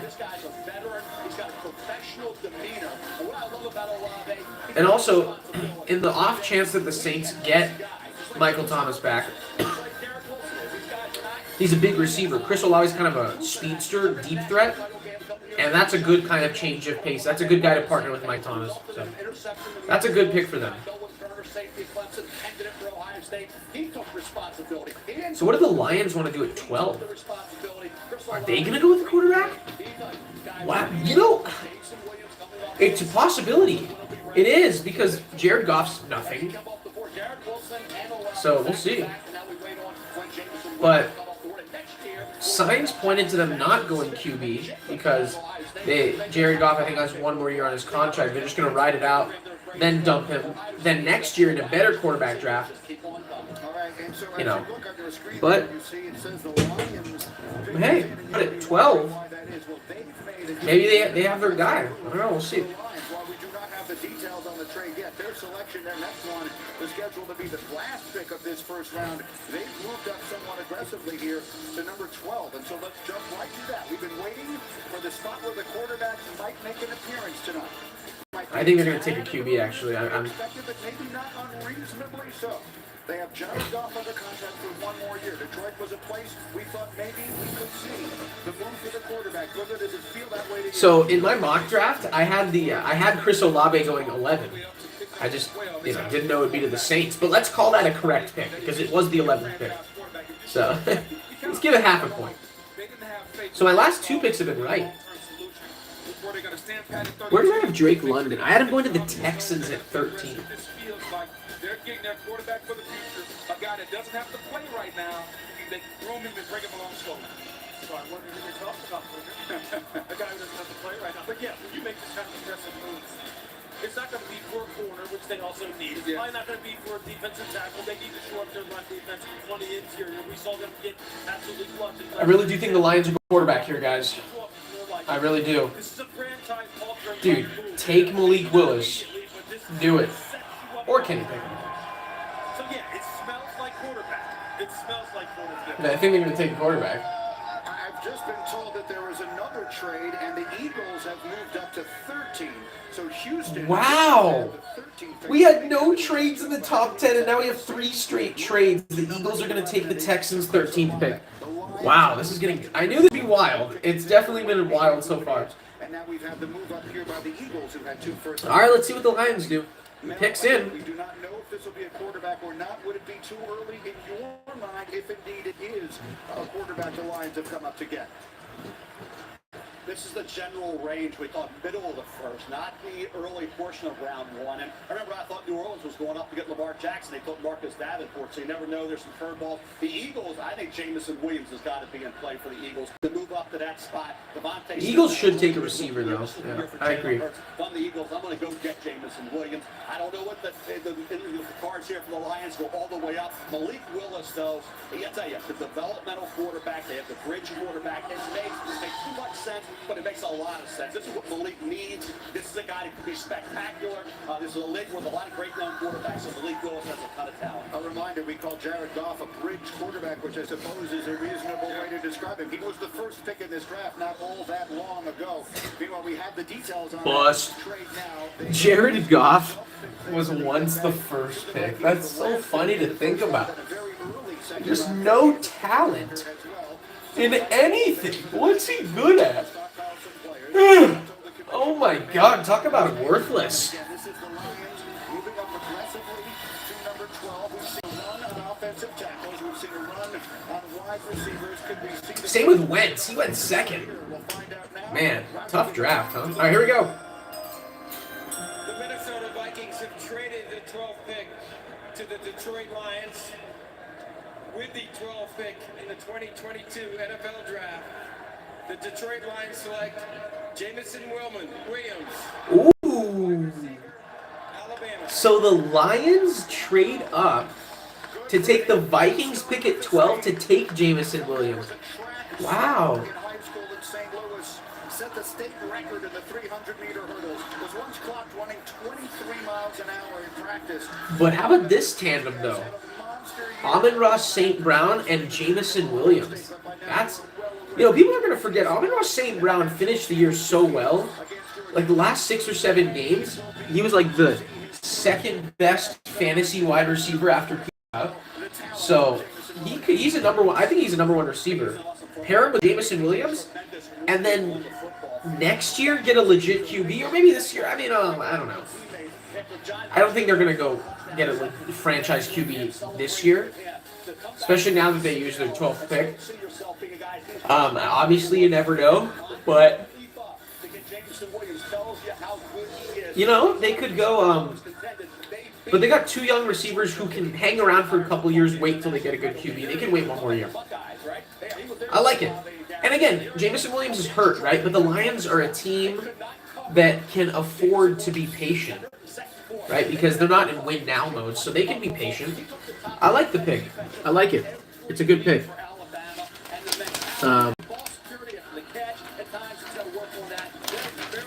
So, yeah.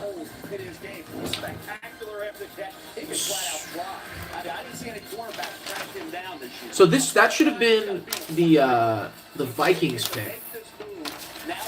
And if it was the Vikings, I would have taken a corner. But interesting,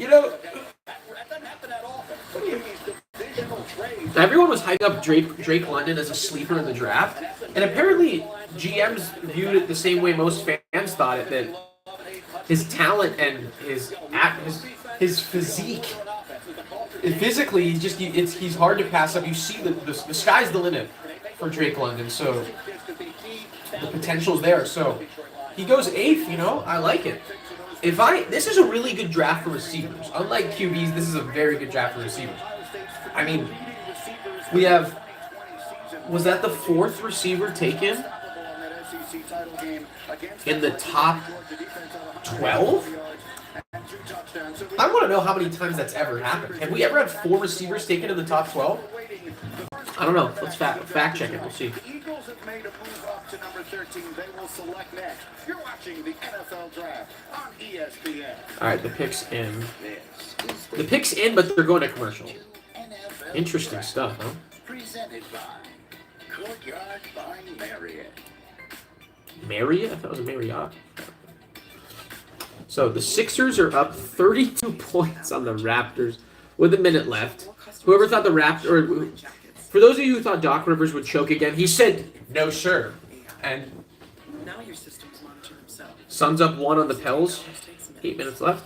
And you have an e-commerce platform designed to handle sudden spikes in overall demand, as in actual overalls. Let's create IT systems that roll up their own sleeves. IBM, let's create. Hold on, it's getting cold in here. I'll be right back. I'm going to turn off the... We have a ceiling fan here, so... I'm going to turn this bad boy up. The curtain is up, and the spotlight is on you.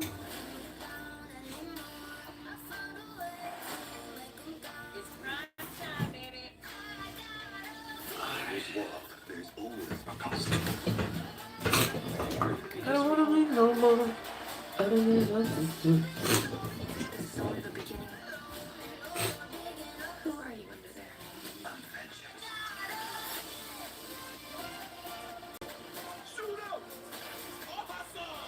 So it's been an hour and 34 minutes. I'd say we're about halfway.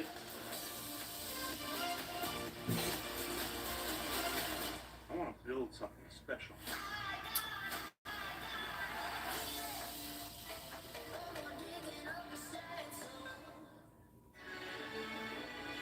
But we might even be more than halfway through because picks are gonna go by faster now. So At Macy's, the fragrance destination. Has ever tried one of these bars made over at Red Twix? Why? Our special cookie is cascaded with caramel and cloaked in chocolate. Never wondered?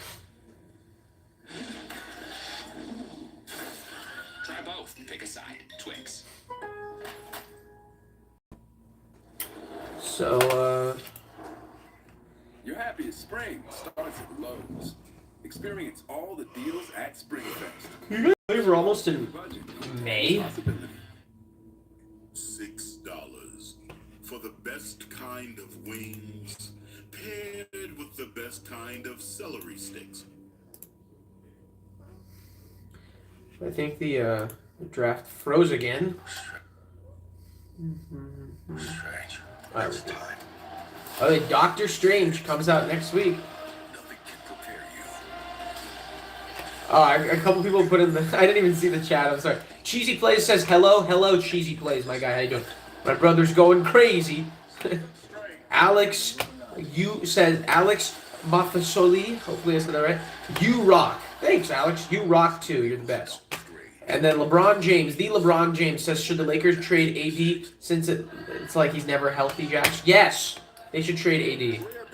They should trade him to get They should trade him to get Brandon Ingram back. Overall, then we have the New York portion of tonight's draft as the Jets took Ahmad Gardner, the cornerback. The sauce. The number 4 overall pick, and Garrett Wilson, the wide receiver out of Ohio State, with the 10th overall pick, sandwiched in between those.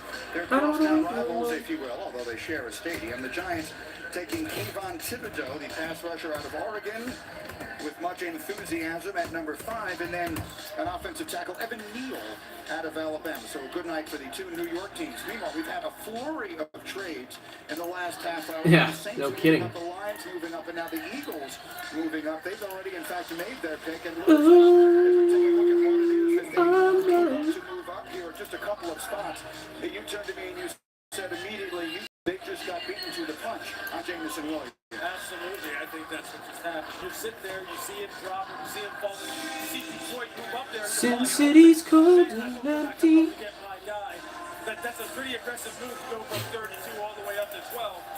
But I'll tell you what, Detroit was like, oh, hey, all right, we'll take it. But look, there's still good wide receivers on the board. What'll be interesting to see here now is what does Philadelphia's management do? If that, in fact, was the guy that they were coming up to get, because there's no question that they need. Yeah, that's a good point. That the Lions wanted one of those top 4 receivers, so they traded up to get him. I bet you the Eagles, they beat the Eagles to the punch. They wanted Jameson Williams, or they wanted one of those 4 receivers.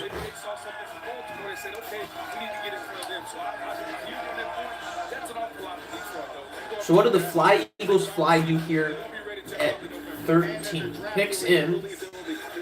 Quite a few other receivers taken, maybe not quite on the level of Williams, but we're talking about maybe 7 going in the and maybe 7 more in round number 2. So that might have been an overly aggressive by the Lions. We'll wait and see. In the meantime, the Eagles have made their move here. Mel's number 1 player on the board remaining is Kyle Hamilton, the safety out of Notre Dame. We'll see. You know what I'm curious about? I'm curious to see if Matt Corral goes in the first round. I think for sure Kenny Pickett and Malik. I would be so shocked if one of those 2, or either of those 2, didn't go in the first round. I would, but I'm curious to see, does a team try to get Matt Corral in the first round? I want to see that. The commissioner making his way to the podium. Again, the Eagles moving up a few spots to select here at number 13. And here's Commissioner Goodell, ready to go. Joining me for the Eagles pick are 6 high school tackle and flag football captains from teams across Clark County and Las Vegas.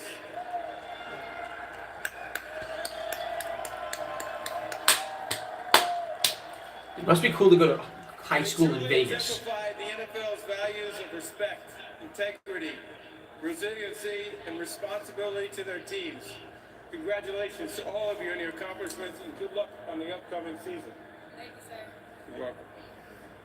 The Houston Texans have traded the 13th pick to the Philadelphia Eagles. With the 13th pick in the 2022 NFL Draft, the Philadelphia Eagles select Jordan Davis. Okay. Defensive tackle, Georgia. Actually, in my mock draft, I had Jordan Davis going to the Eagles at 15. So I did say the Eagles would take Jordan Davis. but they did trade up to get him at 13. So the idea that they were interested in him, knowing that Fletcher Cox might be on his way out, he's getting up there in age. Getting the team right is promising. I'm happy about that. But he's a beast. I mean, we saw him on the national stage. Most of us did. At Georgia, national champion, star of that defense. Maybe the biggest reason they were so good. He's going to be a star in the NFL, I think. That's a great pick. He's too good to pass up.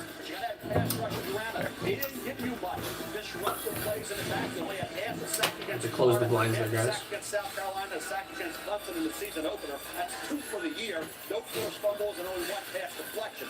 Got to get stamina up. He's got to keep that weight around 340, which is what it is now. Ran 4.78 at the combine. It's a tremendous athlete. He had 32 vertical. And you say 6'6 and a half, 300. He's a big guy. 6'6", 340. Wow. Do something other than just be a run stopper and a leg where they throw it all over the yard. So I contend the Eagles, they've invested a ton of money in defensive line over the year. This is a team that has some guys get after the quarterback.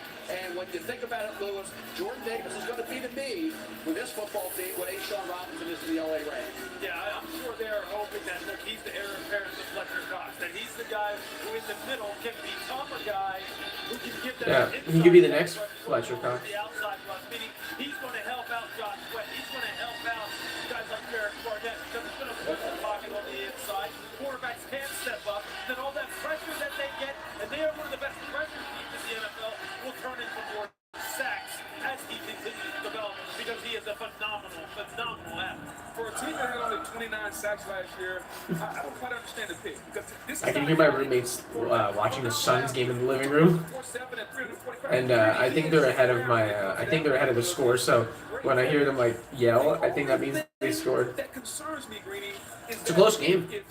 Suns up 1 with 3.5 minutes left. He's got to stay on the field from now. In order to do that, his stamina's got to get better. Greeny, here we are. This is Alabama. This is the SEC championship game. Everything's on the line, and here is Jordan Davis just walking up the line of scrimmage. I need better stamina out of him, and for a team that needs pass rush production to make this pick from a guy who's who's next? ultimately been a run stopper. The Ravens. But we'll never know if they were moving up to get Jameson Williams. I think the Ravens should take an offensive lineman. They got to protect Lamar a little bit better. That offensive line isn't as good as it once was. Jordan Davis, I was looking for little tidbits. His Twitter bio says he's a connoisseur of Swedish fish. And that cracked me up. What is that? Those are little candies, Booger. You don't know what's Did Booger McFarland just ask what are Swedish fish? That's why you weren't quite the same. I mean, that just tells you all you need to know about him, right? That Georgia defense spectacular. Don't know what Swedish fish are. You're not smart enough to break down Monday Night Football games, okay? That explains everything. That's probably why ESPN took him off. The Monday Night Call. They're like, do you know what Swedish fish are? And he's like, no. Dude, how do you go 40 years or however old Booger McFarland is and not know what a Swedish fish is? Jesus Christ. That's hilarious. Showed good pass rush ability. Jermaine Johnson, the second, would look good opposite Oweh. Daxton Hill would look good in that defensive secondary, as would a Kyle Hamilton. But Jermaine Johnson, the second, there's a pass. Dude, a lot of people thought Kyle Hamilton would fall in this draft, and he has. Some people have him in the top 5. Here we are. I will tell you, big picture, what I'm most surprised about with this draft, I thought at least one quarterback would go in the top 10. I really did. And the Ravens aren't taking a quarterback. The Texans aren't taking a quarterback. I think they're giving Davis Mills another shot. So, dude, what if dude, the Saints might be having the draft of drafts if he falls. If they're going to take a QB at 16, I think. That would not surprise me at all. I would definitely not be surprised. Yeah, Lewis, there was a moment in time when people thought Kyle Hamilton might be the second or third best player in this draft. Then he ran the bad time. Dude, they would win the draft if they did. If they got a. Who did they? At 15. I'm sorry. Who did they take at 11? Oh, they took Chris Olave. Okay. They get Chris Olave and like Malik Willis or Kenny Pickett. Nice. That's a great draft. Because they're already defensive-minded, right? Like, their defense alone, especially with Dennis Allen as the coach now, pretty much guarantees they'll have an elite defense to some extent. So if they even have a serviceable, respectable offense, they're probably a contender. So but I think he would present tremendous. They know what they got to do. They got to go offense in this Baltimore game. had a lot of injuries in the second. A lot of cornerbacks hurt. A safety here would make sense. Those cornerbacks were going to come back. They gave up 31 TD passes last Yeah, year. safety would make sense for the Ravens. They could take Kyle Hamilton. They could take offensive lineman. I don't know. Ravens are pretty set. They don't have a bunch of team Feels needs. like they've been trying for years to find that number one receiver. They drafted Rashad Bateman a year ago, Hollywood Brown several years ago. Still have not really put that number one man out there for Lamar Jackson to try and target. That's just, I think they don't have a number one man because of Lamar Jackson. He just likes to spread it around, and he runs so much. And he's tight end reliant on Mark Andrews. Mark Andrews is like a number one receiver. He doesn't throw it deep that In the much. 2022 NFL Draft, the Baltimore Ravens select Kyle Hamilton. That's a good pick. That's a good pick. Notre Dame.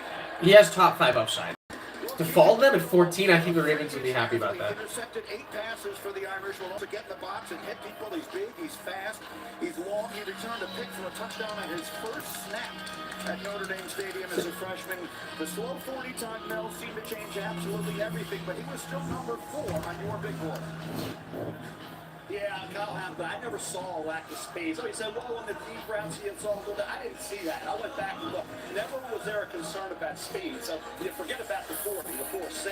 And you think about, can he maintain that weight at 220? If he is able to do that, he'll be a phenomenal player. In a league where you're throwing it all over the yard, you think about a guy with the range that he has, the unique and rare talent. Oh, guys, LeBron subbed to me. Thanks, LeBron. Appreciate it. Love it. Thank you. So nice of you. Appreciate the support, LeBron. You're the best.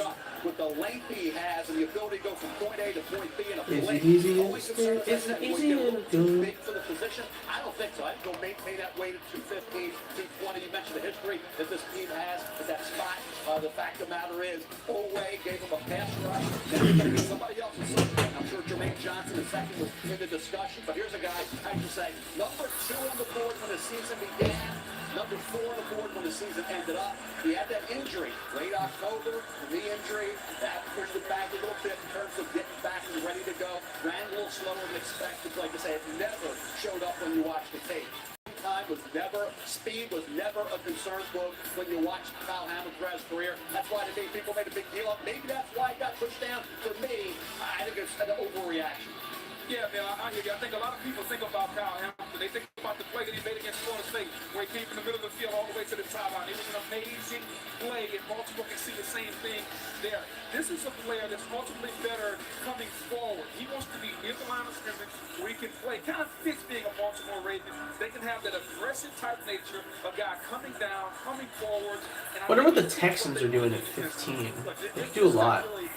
I don't want to say he's attackable, Trace, but he's just a movable chess piece, especially in the middle of the field. So think about it. He's really like a 4 or 5 position player. He can play free safety, strong safety. He can play the star or the money, meaning he can play the nickel spot or play against tight end as one of the will linebackers. Yeah, Kyle Hamilton's a perfect pick for the Ravens. If you put him down in the box and sub, and then let him just drop out of there, read the quarterback's eye, field route development. He has a great feel for that. Isaiah Simmons has gotten better and better in Arizona at doing that exact kind of thing as you see here on the tape. You put him here, the slot versatility. He would be like a big star, being a first and second down nickel defender. But he can match up against bigger wide receivers in the short game. Obviously, the quick Kyle Hamilton's a big safety. That's how the Ravens Guys, I'm sorry. I'm also semi-paying attention to the Suns game. They're up 2 with a minute and a half left. And you know he's a thumper against the run. That's why these kind of guys are really what you need in today's game because they can play so many different spots. We will see the Ravens have been busy as you take a look there at Kyle Hamilton. They gave up a lot of passing yards last Now they're up 4. Mikal Bridges with the steal. That guy's so good. Against them, so clearly this was a position of need. Meanwhile, I will tell you in a moment, the Ravens have traded away Hollywood Brown. I don't have the details. What? Entirely yet. Whoa. Have that in a moment for you here. The Ravens have traded Hollywood Brown. Wow. Wow. That's big. Junior out of LSU with the 3rd pick in this draft. Interesting. Now they have their opportunity. I want to see what that's for. All right, Texans pick. And here's the commissioner. With the 15th pick in the 2022 NFL Draft, the Houston Texans select Kenyon Green, guard, Texas A&M. Oh, I think I had him going to Tampa at like 29 or something. 27. Hey, you know what? You know what? It's a good pick, actually, because, like, the Texans, I think, should have gone receiver, right? But the top 4 receivers, the receivers worth taking at this pick are all off the board. So they needed offensive line help. So Kenyon Green's a good pick. That's a really good pick, I think. Wow, the Washington's pick at 16's already in. See how like it's going fast now? Four different positions at a high level. He's nasty, he's physical, he gets after it, he's seasoned, he's tough. The quick, smaller ones he handles. To me, I think yeah, Texans need. I think Davis Mills deserves a better offensive line. I think he played well enough, deserves another chance, therefore deserves another offensive line. Give him some help. Seasoned veteran with that type of versatility. Zion Johnson, Boston College, and Kenyon Green were kind of vying for the top spot at that guard spot. And both these kids have played tackle. Green played a little better than Zion did. Zion could also play center. So those are 2 guys, interior linemen. Kenyon Green and Zion Johnson both have really good grades coming into this draft. All right, so it's been a busy night for the Texans again. They take Derek Stingley early. Now they take Kenyon Green with the 15th pick in the draft. I think the Texans have had a good draft. Washington is on the clock, and we'll see. I mean, they got Stingley, right? Good corner. Because their defense is just horrible, right? So especially their secondary. Alright, State Farm for. Hang on, more turns. So yeah, Texans, really good job by them.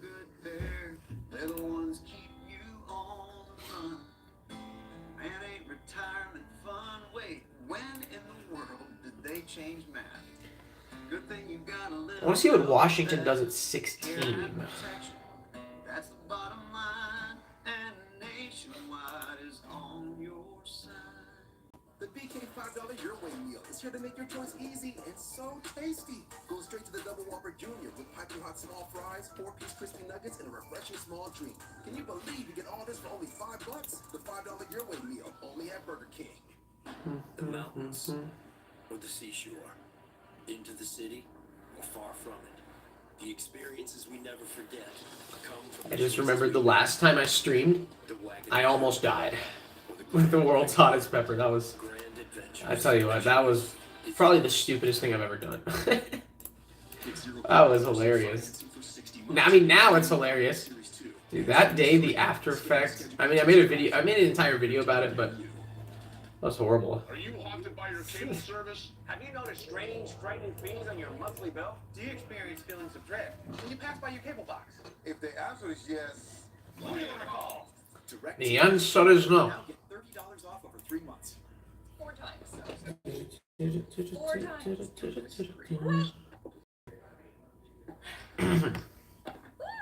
Okay, vamos. Get any size soft drink for just $1 at McDonald's. I know my Old Spice long-lasting sense anywhere. That's me, Mr. Cole. So, apparently, Chris Paul is, what, 14 for 14 tonight? Are you serious? It's ridiculous. It's crazy. For a point guard? Like, I've seen that a couple times, and no matter who it is, obviously, it's very impressive. But when you talk about, like, a big guy, you know, they take it's layups and dunks. For a guard to do that, it's pretty crazy. It's insane. Dude, I love Chris Paul. So efficient. Now I'm using every muscle in my body to make sure she doesn't fight it alone. It's my cause and my pledge to you, Mom.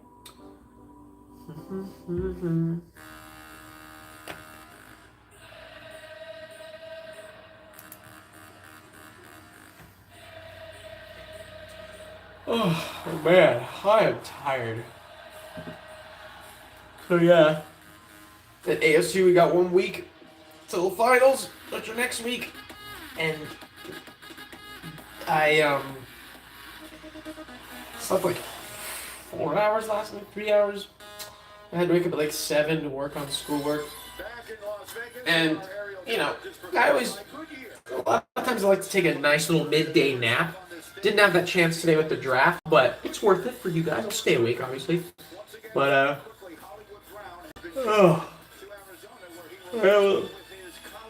wait, excuse me? Hollywood Brown's been traded to the Cardinals. Wow. So they trade Hollywood Brown to the Cardinals for the 23rd pick. Great. Honestly, the looks of it, it seems like a really good trade for the Cardinals because they lost AJ Green. They lost Christian Kirk. So they lost probably two of their top 3 receivers, their second and third receiver. Obviously they have Hopkins and they have Rondale Moore. I think will step up a little bit this year. But they kind of didn't have a second receiver. So Marquise Brown, Hollywood Brown, and he kind of needed a fresh start with a better quarterback, I think. Slightly better, in my opinion, in Kyler Murray. Or at least a quarterback who's better for receivers, can throw deeper, or throw better for receivers. And they played together in college at Oklahoma. So that's a really good trade for the Cardinals. And the Ravens, it's good too because, you know, it wasn't really working out. It's good for both teams. Yeah, Hollywood Brown alongside D-Hop, and then they got Zach Ertz back and Rondale Moore. I like it. Really good. All right, Washington, their pick. With the 16th pick in the 2022 NFL Draft, the Washington Commanders select Jahan Dotson. Whoa! Oh, he's one of the guys I had going to the Packers. But you know what? I don't blame them here because it might be a reach, right? Because I know this draft's wild, and so you can make a case for later first-round picks going at this point. But it still is a reach because most mocks had him in the late first round. And he's not a big guy. He's a deep threat, but you need someone alongside Terry McLaurin. Washington knew that was an essential. Yeah. So I give them credit. They knew what their need was. And Terry McLaurin's a bigger receiver, and this guy's a deep threat. So it's good. It's a good trade in it. I think he's going to have an impact right away. Like rookie, he could be a rookie of the year because they need him so much. And when he gets it in his hands, he's going to go now. He's going to go ahead and go, and he's going to make some people look silly. This is Chargers pick is already in too. I like it. A lot of teams need a receiver this year. Like, what are the Packers and Chiefs obviously both need a receiver. What are they going to do? I'm curious.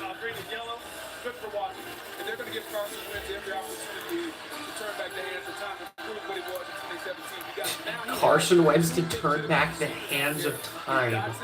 The dude's 29. What hands of time are you turning back? His hands of time should be right now. He's in his prime.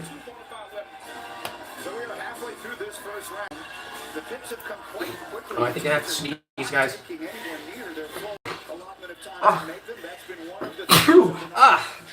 I'm so sorry. I've been sneezing a lot recently. I think it's allergy season. All right, Chargers pick. That was quick. I would go offensive line. In the 2022 NFL Draft, the Los Angeles Chargers select Zion Johnson. There you go. Great pick. Could have been a guard or tackle. They could use a right tackle, but they could also use a guard. And I think I would go with a guard over a right tackle. I think that's like the last position to worry about on your line, especially with a right-handed QB like Herbert, where the left tackle, the blind side's more important. So I wouldn't say necessarily that a right tackle is worth a first-round pick. A guard, sometimes a right tackle could be worth it. Who knows? But a guard, yes. Zion Johnson. Good pick. We have another trade, guys. The Eagles have traded their 18th pick to the Titans. Interesting. But why? I gotta be honest with you guys. I'm shocked that we're at pick. We're 17 picks in, and we haven't had a single quarterback taken. I know it's not a quarterback-driven draft, but you would think that no team in the top 17 reached for a quarterback. Teams reach for the quarterback every year. We talked about Trubisky and Danny Dimes. We see it every year. I'm really surprised by this. I guess teams are learning from their past mistakes because a lot of times when you reach for a quarterback, it's not a good one. But I want to look up. If I could go through the history of the draft, I would look up two things. If I were looking through the archives, how many times have we ever had four receivers taken in the top 12? And how many has there ever been a draft where no QB was taken in the top 17? Those are the two unique things about this draft that I'm curious if they've ever happened before. Oh, there's a bug on my wall.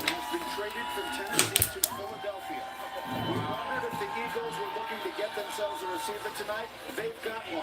A.J. Brown from Tennessee. She's reporting it. The Titans are on the clock. We're back with more in a moment. The draft on ESPN. Hitting the road without T-Mobile makes as much sense as taking a family road.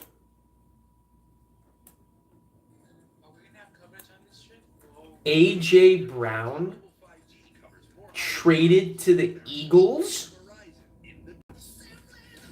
What are the Titans doing? What's with every NFL team unloading their star receiver this offseason?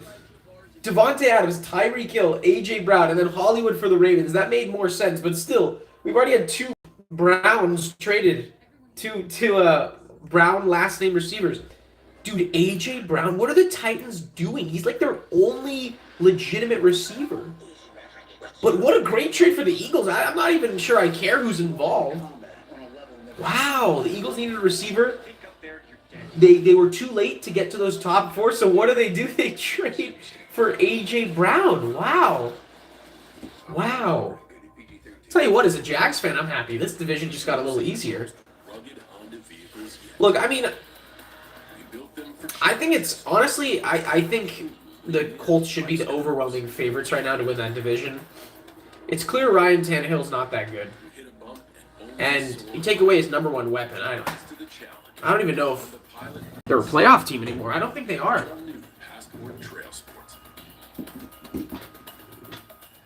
All right, guys, hear me out. Like, it might sound bold and stupid and biased what I'm about to say, because I'm a Jags fan, obviously, but if you guys just think about it, is it that far out of the realm of possibility that the Jags finish in second in that division? Just think about it for a second. You're dealing with the Texans. I think you might be right. And the Titans. Texans, we know we know they're not good. Titans, they just traded their best receiver, and it's clear Ryan Tannehill's kind of like not as good as we thought he was the last couple of years. Had a horrible playoff game against the Bengals, right? So I don't know, in football, you can turn it around in 1 year. This is what people forget. Saxonville 2017, we sucked in 2016. Bengals last year, they get to the Super Bowl, and the year before they won 3 games, right? I mean, you can turn it around in 1 year. The Jags made offseason moves. They get a good coach, good coaching hire with Doug Peterson. I mean, anyone's better than King Urban Meyer, even though Urban Meyer is the best off-the-field coach. He's not. He's the worst on-the-field coach in NFL history. He's a terrible coach. So they get Doug Peterson, a guy who can turn Trevor Lawrence around in 1 year. I think Trevor Lawrence can make that jump. If he does, Trayvon Walker, maybe with Josh Allen, not the Bills one, 2 DNs or 2 good edge rushers, and then you're going to have Travis Etienne, right? Good receivers. They can turn it around this year. Especially after what the Titans did. I can't believe they traded A.J. Brown. So they traded. Okay, so here's the trade. The Titans trade A.J. Brown and the Eagles, and they get the 18th pick from the Eagles, and and a 3rd round pick. That's it. Well, they traded A.J. Brown for a 1st and a 3rd. I don't know. Is that a good trade? Is he only worth a 1st and a 3rd? I mean, maybe not the 18th pick. Maybe a top 10. I don't know. Maybe a 1st and a 2nd. I don't know, 1st and a 3rd. But that's interesting. That's really interesting. Now the question is, does Baker Mayfield get traded today, or during this draft at some point?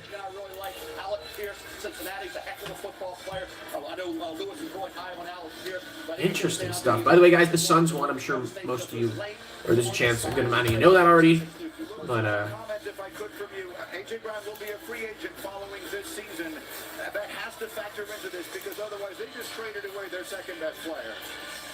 Who's their first best player? Oh, Derrick Henry. I was gonna say, I thought for a second Greeny thought that he was anointing to the fact that Ryan Tannehill was their best player. I was about to walk out of this room.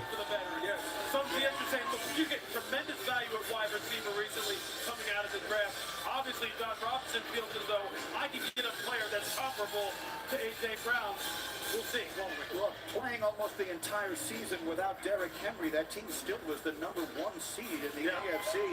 You figure they're not that far away. They've traded away A.J. Brown. Who do they go after now? Here's There we go. They got to take a receiver, right? The Philadelphia Eagles have traded the 18th pick to the Tennessee Titans. With the 18th pick in the 2022 NFL Draft, the Tennessee Titans select Treylon Burks. Treylon. I mean, There it is. Big, physical, 11 touchdowns. I forgot about him. I actually thought I had him in my mock going to the Cowboys, I think. Size quadruple X, which Nike doesn't even make. So he had to have his gloves made special. For a receiver booker, that has to be good news. They traded away A.J. Brown. Does that mean he's the 6th receiver off the board? 6 receivers in the first 18 picks. Very interesting. Yeah. Jahan Dotson is taken before Treylon Burks. He is a playmaker, Brady. I want the ball in his hands because once he gets the ball, then the second phase of his Wow. becomes in because you have the time. All right. Guys, hear me out.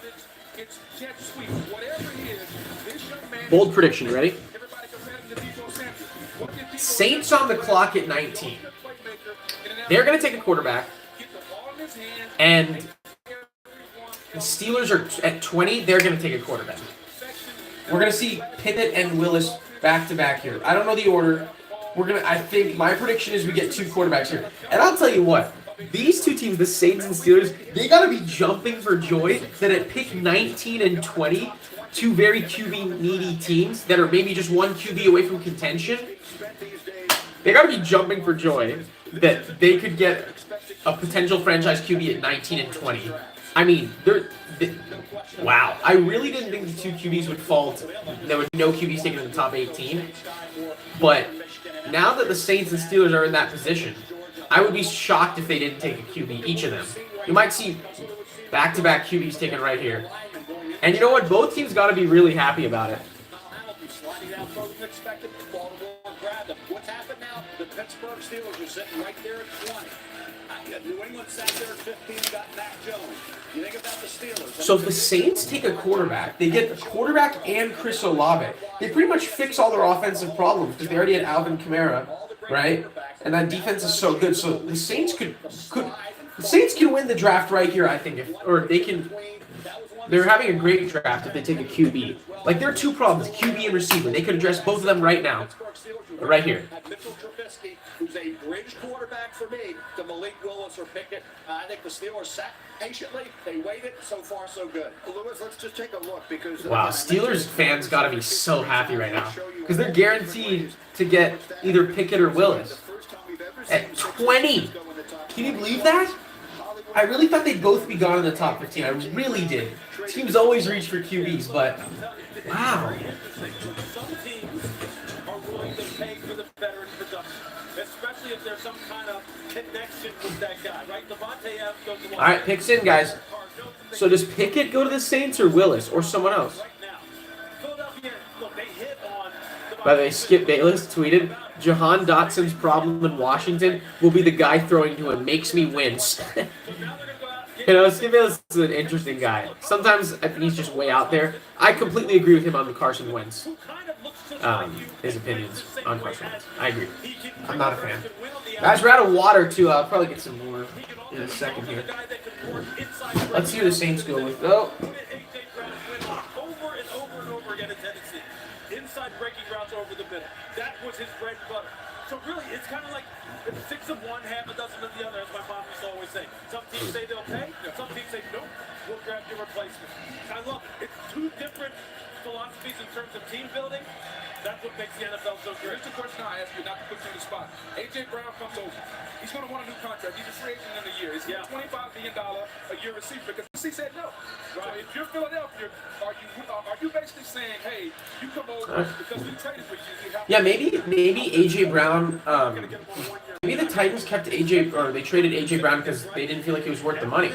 Maybe that's why a lot of these receivers are being traded because they want these big bucks, $20 million plus a year, and teams are just front office is telling them you're not worth it. So maybe that's what's happening. But yeah, what a crazy offseason, right? I mean, Devontae Adams, Tyreek Hill, A.J. Brown, Marquise Brown, Hollywood. The first two are, I think, the two best receivers in the league. Then you have two, or A.J. Brown's probably top 10. Marquise Brown's, what, top 25 maybe? And then Deebo Samuel, we know the rumors of him wanting out. So if Deebo goes, I think Deebo, Tyreek, and Devontae are the three best receivers. Maybe you can make a case for Cooper Kupp or Jamar Chase, but three top 5 receivers could potentially be traded this offseason. But guaranteed 3 top 10 receivers have already been traded. Because A.J. Brown, I think, is a top 10 receiver. I think he's a great receiver. I think he's a definite receiver 1. Oh, look, we have a water bottle hidden behind the laptop, so that's convenient. From all the American airmen serving in the United Kingdom and being supported by the Royal Air Force Lake and Heat USO, we are excited. I don't think the Browns have a first-round pick. If they did, actually, no, I was going to say. I think Baker Mayfield has a good chance of being traded in this draft. I just don't know if it's going to be in the first round.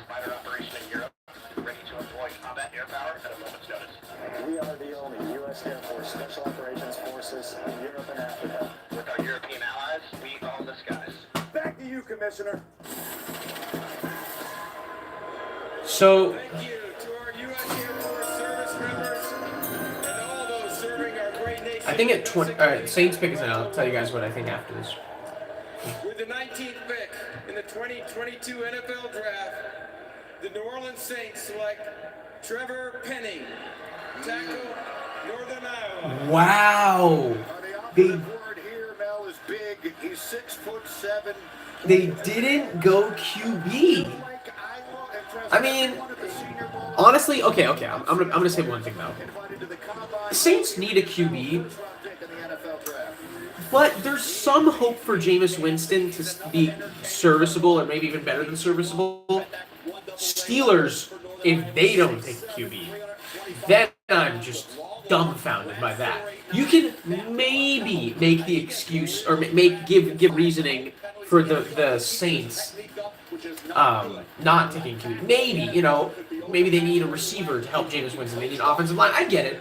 Jameis Winston, I don't know if he's gonna. I don't know when he's coming back, but maybe they still believe in him. So it's not crazy. I would have probably taken a QB, but it's not crazy. Steelers at 20. The fact that their 2 QBs are Mason Rudolph and Mitchell Trubisky. You're sitting at the 20th pick, remarkably having no QB been taken yet. Somehow, some way, no QB is taken. You're at 20. You just gotta be jumping for just take advantage of it. I mean, seriously, I will legitimately be upset. And I'm not even a Steelers fan. I will legitimately be upset if the Steelers don't take a quarterback here. It just makes all the sense in the world. You've got to take advantage of the fortune you've been presented by not having a quarterback taken here. And you know what? They might go Kenny Pickett because he's from Pittsburgh. Dude, this is literally a perfect situation for Kenny Pickett.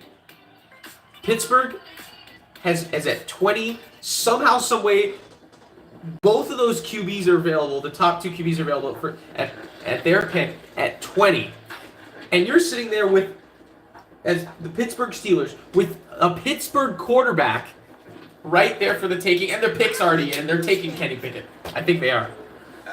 But no matter what, take it. If it's Malik Willis, fine. But dude, I swear, if they don't take one, oh boy, I don't know how I'm gonna react. I don't know how I'm gonna react. And Subway's refreshing everything, like the Baja Steak and Jack. Baja with tender shaved steak, topped with delicious pepper jack cheese. They're kicking it up a notch with smoky Baja Chipotle sauce. Yep, they're constantly refreshing. Y'all get your own commercial. Subway. Let's see what happens. All new Gillette Labs with exfoliating bar. A razor By the way, designed to give you at pick 22, it combines shaving I think, and exfoliation into one efficient stroke. sorry, pick 21 after the Steelers. It's the Patriots. That's the perfect place for them to take Karlaftis, George Karlaftis from Purdue, who I think is an underrated edge rusher. I think he was at some point ranked in top 10s in the mock draft. He kind of slipped, but I think he has star potential, and the Pats need a pass rusher, or an edge rusher. So that's a great place for them to take a potential steal. And then there's Green Bay at 22, and I tell you what, take a receiver, please. Please, Green Bay, finally take a receiver. I really hope you do. Kept in a secure location, like your hand. I was already keeping one eye on. Light Sky, from the makers of Blue Moon. Savor every sip. I don't want to wait no more. Nice suits. You guys blend right in. The world needs you back. I'm retired, Greg. You know this. People have their money just sitting around doing nothing. That's bad. They shouldn't do that. They're getting crushed by inflation. Well, I feel for them. They're taking financial advice from memes. I'll get my one. So the Suns advance. Congrats to them. Good to have you back. Congrats to the Pelicans on a great performance. I know Book got hurt, and he was back today, but for the Pelicans to get 2 games there, I thought it was a definite sweep. And the one game they got in Phoenix was especially impressive because Book played most of that game. So credit to the Pelicans. And Willie Green, young team, hopefully, fingers crossed, Zion comes back and he's good, healthy. That team, look out for that team for years to come with Willie Green. And he's just a phenomenal coach.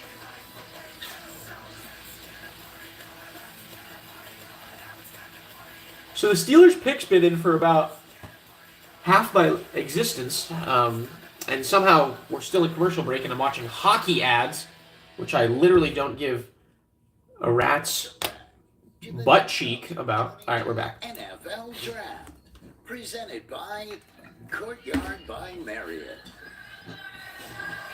We continue with what has been something of a frenetic pace here. All right, seriously, Steelers, it's right there for the taking. This pick is right there for you to take Kenny Pickett or Malik Willis, but especially Kenny Pickett, a quarterback, no matter what. The pick's right there for you.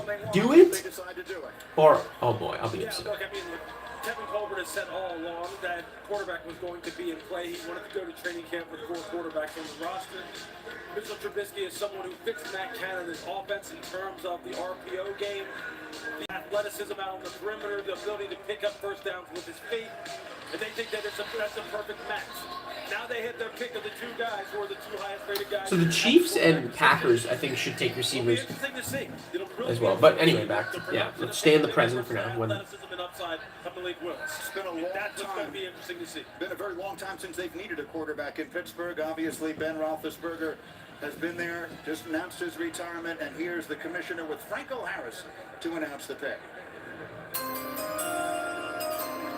Quarterback.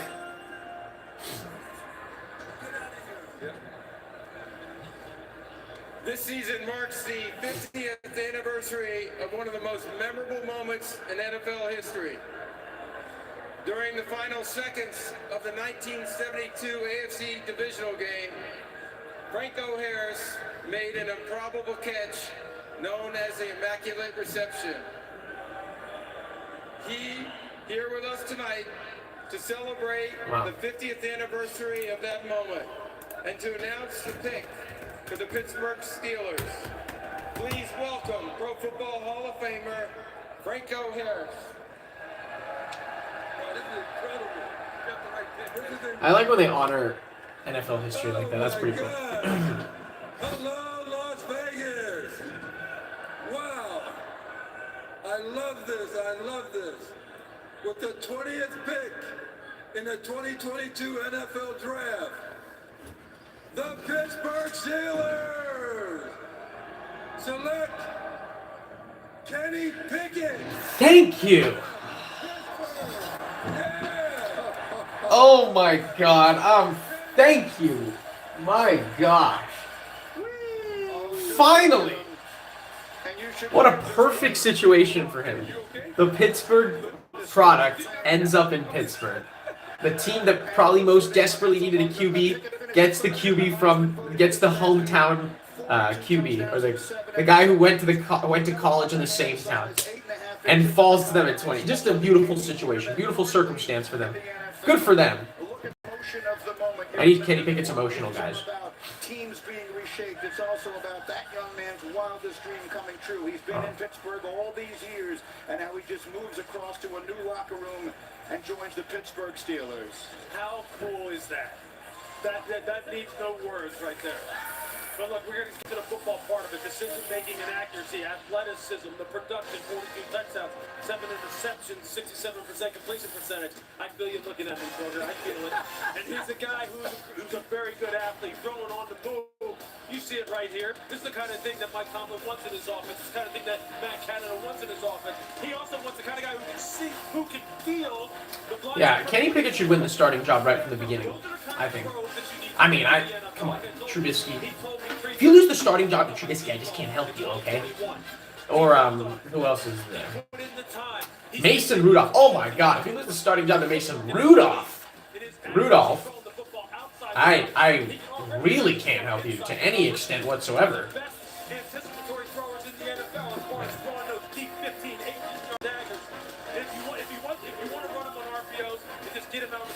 Great pick. Great pick. Maybe my favorite pick of the draft. It's just a perfect landing spot. Perfect.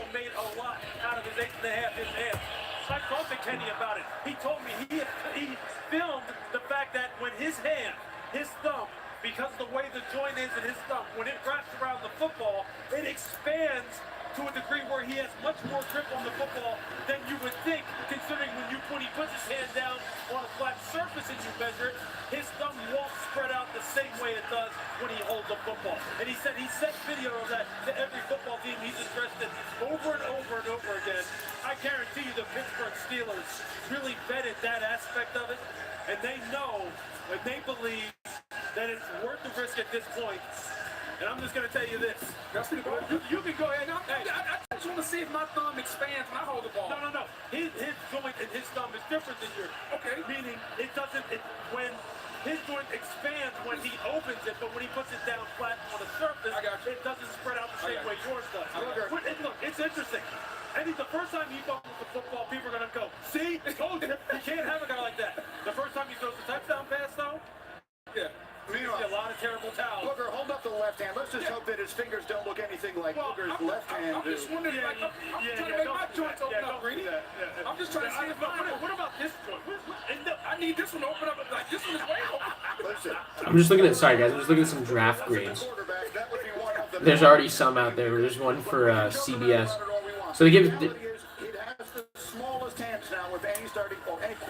they give the Jags a B- for Trayvon Walker. Just said they need edge help, but he plays more like a down 5 technique. That's whatever. Aiden Hutchinson's B+. Stingley's a B. Sauce is B+ at 4. Why is that a B+? That's an A. Kayvon Thibodeau is an A for the Giants. Panthers B+ for Ekwonu.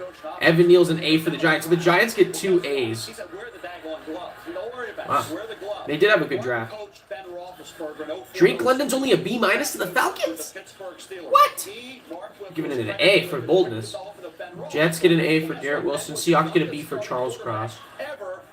Alright, I'm just a lot of B's, so a lot of B's, whether it's plus, minus, what have you. Coaching him, Mark Whipple coached Kenny Pickett. He's got him ready. He's 24 years old, up in June. He'll be 5 months older. Think of it. Guaranteed. 5 months older than Jordan Love, who's going to year 3 with the Packers. He's only a year younger than Sam Darnold. So this is a guy, 49 career start. He's going to be 24. Mark Whipple really helped this kid. He's at Heinz Field. He's a Steeler. They took him now over Malik Willis. And Malik Willis is the dual threat quarterback. I think Kenny Pickett's kind of dual threat. We saw that fake slide he made. The Chiefs pick is in. I would go receiver here. This is the latest that the first quarterback has gone off the board in this millennium. 1997. All right, that answers one of my questions. Miller went went 26 that year. There's been another trade because, of course, there's been a night filled with those, and so the Kansas City Chiefs have moved up here to number 21. Oh, they took the. Oh, I didn't even notice that. The Chiefs took the Patriots' 21st pick. Wow. So the Patriots get the Chiefs' 29th pick, and they get a 3rd and 4th round. Wow. So just to move up 8 spots, the Chiefs give up a 3rd and 4th round pick. Interesting. What are they going to do here? Receiver? Who do I have here? They're going to go receiver. Christian Watson. They might take Christian Watson. With the 21st pick in the 2022 NFL Draft, the Kansas City Chiefs select Trent McDuffie. Ooh. You know what? That's a good pick. I totally forgot about Trent McDuffie. I have him on my mock draft at 12 to the Vikings, who traded their pick. The Vikings desperately needed secondary help, but the Chiefs do too. I'll give them credit. They needed to get a good corner or a good guy in their secondary. They lost Charvarius Ward, and they lose too many shootouts. Kind of like the Bills. They need secondary help. I'll give him that. That's a good pick. And to get him at 21 is a steal, honestly. It's a really good pick. Really good pick. He ran 4.44, doesn't have real long arms, short arms, but this is a kid, he had a couple interceptions. They say, how are his ball skills? I'm not concerned with his ball skill. He made plays on the football. He's a guy who diagnoses things very quickly, excellent close speed, a guy that never shies away from contact and run support. Critics, I think, will look at the ball skills and say, well, it didn't translate to the field. Well, he didn't have any opportunities, and they were able to move him around in coverage. Yeah, he can move around. That's a good pick. He can even, honestly, he has the size to play safety, too. So, we'll see, though. McDuffie was solidly right behind those elite corners. Now, about Derek Stingley Jr., Sauce Gardner, and Trent McDuffie. Then there was a drop-off. He was the last of the highly rated corners. Wasn't in the stratosphere with Gardner and Stingley Jr. He was right off that, but he was much higher than the next corner, which could be an Andrew Jr., Kyler Gordon, something like that. So this was the last of the corners that figured to go somewhere in the top. All right. Good pick for the Chiefs. Packers 22. Pick is in. I have the Packers at 22 taking Christian Watson. There is not a better pick to take here, guys. Treylon Burks is gone. The first 4 receivers that we thought would go first 4 are gone. Jahan Dotson's gone. This is the perfect place to take Christian Watson, who's he's 6'4", has #1 receiver upside written all over him. Take him, or I will be upset. If the Packers don't take if the Packers keep passing year after year on a first-round receiver and don't get Aaron Rodgers the help he needs, I don't know, man. Take him, bro. Take him. You know it's going to be as many as 6 or 7 in the first round, but it is as deep as 10 or 15 players of guys that can come in and make changes to your offense. Booger's an interesting guy, isn't he? It just depends on what you want. What flavor of the month. Aaron Rodgers needs somebody that can get separation and get open because he's been one of the more accurate. For once, Booger speaks the truth. But in the overall history of the National Football League. Yeah, look, there's a lot of value always at wide receiver. Sometimes it's right there sitting in front of you and it seems obvious, and a lot of times after the fact when we analyze the draft, we see how teams have come up with guys like DK Metcalf and A.J. Brown and Terry McLaurin, and we sit there and go, why wasn't it just so obvious to us on draft night? And maybe Green Bay's saying, see, there's a lesson to be learned in that. There's also a guy sitting out there right now at edge rusher, and Jermaine Johnson II, that you go, wouldn't he look nice with Rashawn Gary and Preston Smith? They don't need another edge rusher. Jeez. I mean, to me, but yeah, it would have been nice to see them be aggressive, but I think they're going to be okay. Because I think they're going to go ahead and get good value wide receiver, and they could possibly get a pass rusher as well. I see you sitting there staring at me, Mel. You agree? Right now, no question. With Devontae Adams and Jordy Nelson and Greg Jennings getting those so-called second tier of receivers. So I'm a Packer fan. I'm not worried because history has proven they can find guys that have other. Yeah, but I'd still go receiver. You mentioned Watson. Watson's again. I scouted his father when he came out of Howard. Well, I love Christian Watson. So about yards after catch or about versatility.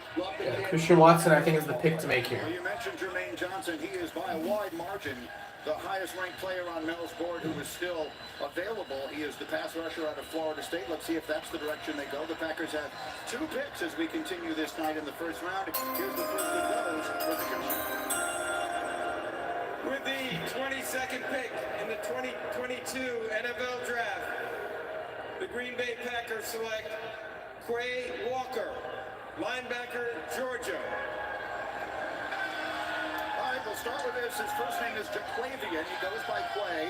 And now he certainly looks the part. 6'4", weighs 240, ran 4.5, played 52 games for the Bulldogs, so he has spent a lot of time on the field. Yeah, he looks the part. He's got the I didn't have him in the first round. I don't know who that is, I'll be honest with you. Had a tough time with Jordan Davis, Trayvon Walker, Quay Walker, same type of thing.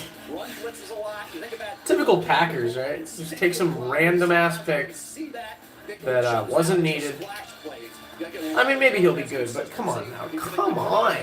Get a receiver. All right, another trade. Bills trade from 25 to 23. They trade, who did they trade with? I wasn't paying attention. Yeah, the Bills have the next pick now, 23rd pick.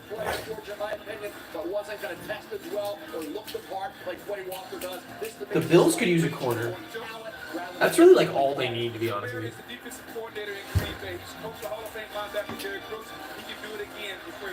As you see, the Buffalo Bills are on the clock as the result of another trade. There have been so many in this first round. In which direction will Buffalo go? We'll find out next. It's the draft on ESPN. You're watching the 2000. All right, let's see what the Bills do. NFL Draft. In a second. Presented by Courtyard by Marriott. All right, guys, just give me a second. I'm gonna run to the restroom real quick. Hang on. Galaxy S22 when they trade in the Galaxy. We have like 5 Any year, minutes. any condition. Oh, I get it. So you can take your old phone. All right, guys, one sec. I'll be back. I loved every minute. I also gotta take some of this trash. Something new that will suit your life now. That's right. Then enjoy immediate success, even though you'll never forget your old phone. Ever. It's a great trade. Get a free Samsung Galaxy S22 with any Galaxy trade-in. Any year, any condition. Only at AT&T. This is the story that is going to launch your destiny. Let the world know we're here.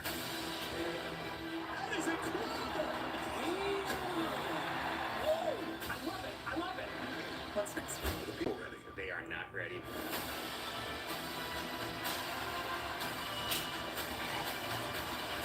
This is just the beginning. Originals, movies, sports, exclusives, streaming on Peacock. There's only one reason I'm standing here today. Just for Men Control GX. Guys, good news. I found some chocolate. Half a chocolate bunny from last night. And it's refrigerated. And I've been feeling snacky. It's a good combination. You order the all-new deluxe 3 cheese and bacon omelet, you get a smile on your plate. Only from IHOP.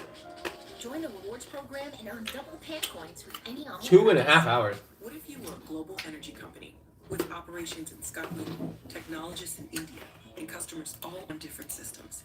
You need to pull it together. So you call on IBM and Red Hat to create an open hybrid cloud. Definitely the longest I've streamed. Anywhere securely. I haven't streamed that many times, Digital but transformation is helping find new ways to unlock energy no, like around the world. 3 or 4 Let's create video game streams. that can change an industry. I streamed the pepper thing. Let's create. I don't think anything reached 2 hours. On a streak. Hey, we knew it'd be long. Indeed you do.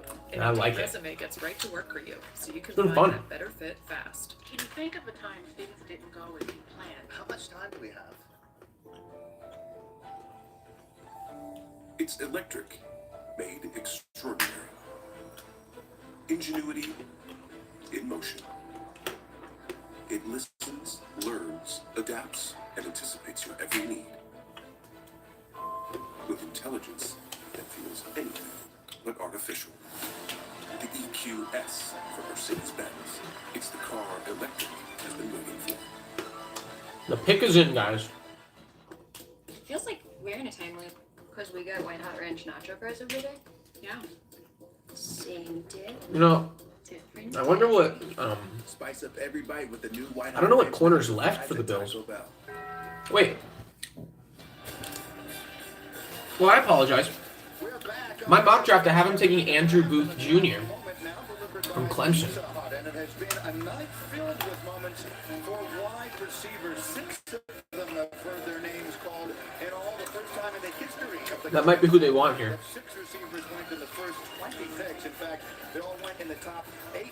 So a remarkable night, and we still have quite a few that we expect could hear their names. It's a great draft for receivers. The Green Bay Packers had an opportunity to take one a few moments ago. They chose not to, selecting instead Quay Walker, the linebacker out of Georgia. But the receivers have clearly been the players tonight, and makes sense as you look at the new era of the National Football League where the receivers... Look, I'll give the Packers one more chance. They have the 28th pick. They don't take a receiver there, bro. I don't know what to tell you. And Devontae Adams, and so you go out and you replenish that pool with younger players before they start costing you a lot of money on these rookie contracts. And so the Pizza Hut draft moment, again, there are the 6 of them. London and Wilson and Olave went in order. Jameson Williams, Jahan Dotson, and Traylon Burks. And that brings us now to Buffalo. And let us catch you up on why it is that the Bills now have moved up into this spot. They've made a deal with the Baltimore Ravens. The Ravens picked earlier, taking the big man Jordan Davis. Taking Kyle Hamilton, the safety out of Notre Dame. And so now the Bills move up to 23. The Ravens drop back a couple of spots. Where do we think, brother, that the Bills might be looking to go here? To me, Green has got to be cornerback. You have Davis White, they're all cornerback coming off an ACL. You got to realize they're in a pass half the So, they traded picks for the Ravens. So Ravens go 25. Another cornerback, somebody can sit back and play man or zone and read the quarterback's eye. They need a corner. This is a team that is thinking Super Bowl thoughts in Buffalo, and for good reason. They were just that close last year in that heartbreaking loss to Kansas City. Here's the commissioner, Roger Goodell. The Baltimore Ravens have traded the 23rd pick to the Buffalo Bills. With the 23rd pick in the 2022 NFL Draft, the Buffalo Bills select Kaiir Elam. Oh, they took a corner. Okay. I had him, I think, as the last pick in the first round. Honestly, it doesn't matter. All the Bills had to do was take a corner. It didn't matter who it was. So good pick. 1 sec. With a knee injury, but still an outstanding season. Starting 10 games, broke up 6 passes well, and picked one off for Florida. Yeah, if you listen to the Daria Bell Show, ESPN Radio, 10 a.m. to 1 p.m. last Saturday, you heard Kaiir Elam come on the radio with me and Dari Noka, and he said, hey, no, why am I the number 1 corner? I'm up against Chase, I'm up against Burks, I'm up against James, I'm up against all these great receivers in my career, and I did a heck of a job. So he wanted, he thinks he's a lockdown corner. He's 6'1 and a half, 191 pounds. He ran a 4.39. He did not play at all this year. He had a knee sprain against Alabama, game 3. Missed a couple games, came back from that. Also got a protein shake here, guys. So America's team is on the clock. Dallas Cowboys. Buffalo Bills are figuring, hey, we can get this guy where he's going to have a full season, healthy, play like he did in 2020. So yeah, the Vikings have the 32nd pick. That's what they got from the Lions. And the Lions got that pick from the Rams, who used their picks wisely, I would say. I listened to him. I told him after I talked to him, Kaiir, I'll move you up a little bit because he was an impressive kid to talk to. He does not lack in confidence, guy. Well, he doesn't lack his physical skills either, Mel. I mean, he is a tremendously well-built prototypical corner that can play all the different disciplines. He's not just a fresh guy. He can play from off. He's one of those guys who, like a lot of these young corners, gets very panicky downfield because of the inconsistency with which he conducts his work at the line of scrimmage. Meaning this, he'll be up there, he'll look pretty impressed now. And these wide receivers will give him some, JV type of move, but he's all over the place. Now he's out of phase. He loses his leverage, he's trailing the wide receiver, then he's like scrambling to get back into phase with the wide receiver and control him. If they can coach that out of him, what Sean McDermott will do, he's a fantastic athlete. Fantastic. Which is really what you get at this point in the draft. I love this pick. He's big. Let's just break this defense. They're going to play a lot of zone, but they got to look back. Corners have to be physical. He's a physical corner that can come up and tackle. And it's a need pick in this defense.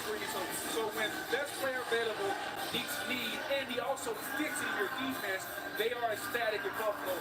This is a really good player for them. And And he's young. He doesn't turn 21 years old until next week. Now let's take a look at Mel's best available players here. And every year we see one player slide down the board, and it strikes us as a surprise. And this year that player is Jermaine Johnson, the second, the defensive end out of Florida State. As we look at Mel's best available, brought to you by Courtyard by Marriott. He was the You know what I'm curious about is that on the board for Mel, and here he is, still available as we reach pick number 20. I'm looking at the mock draft.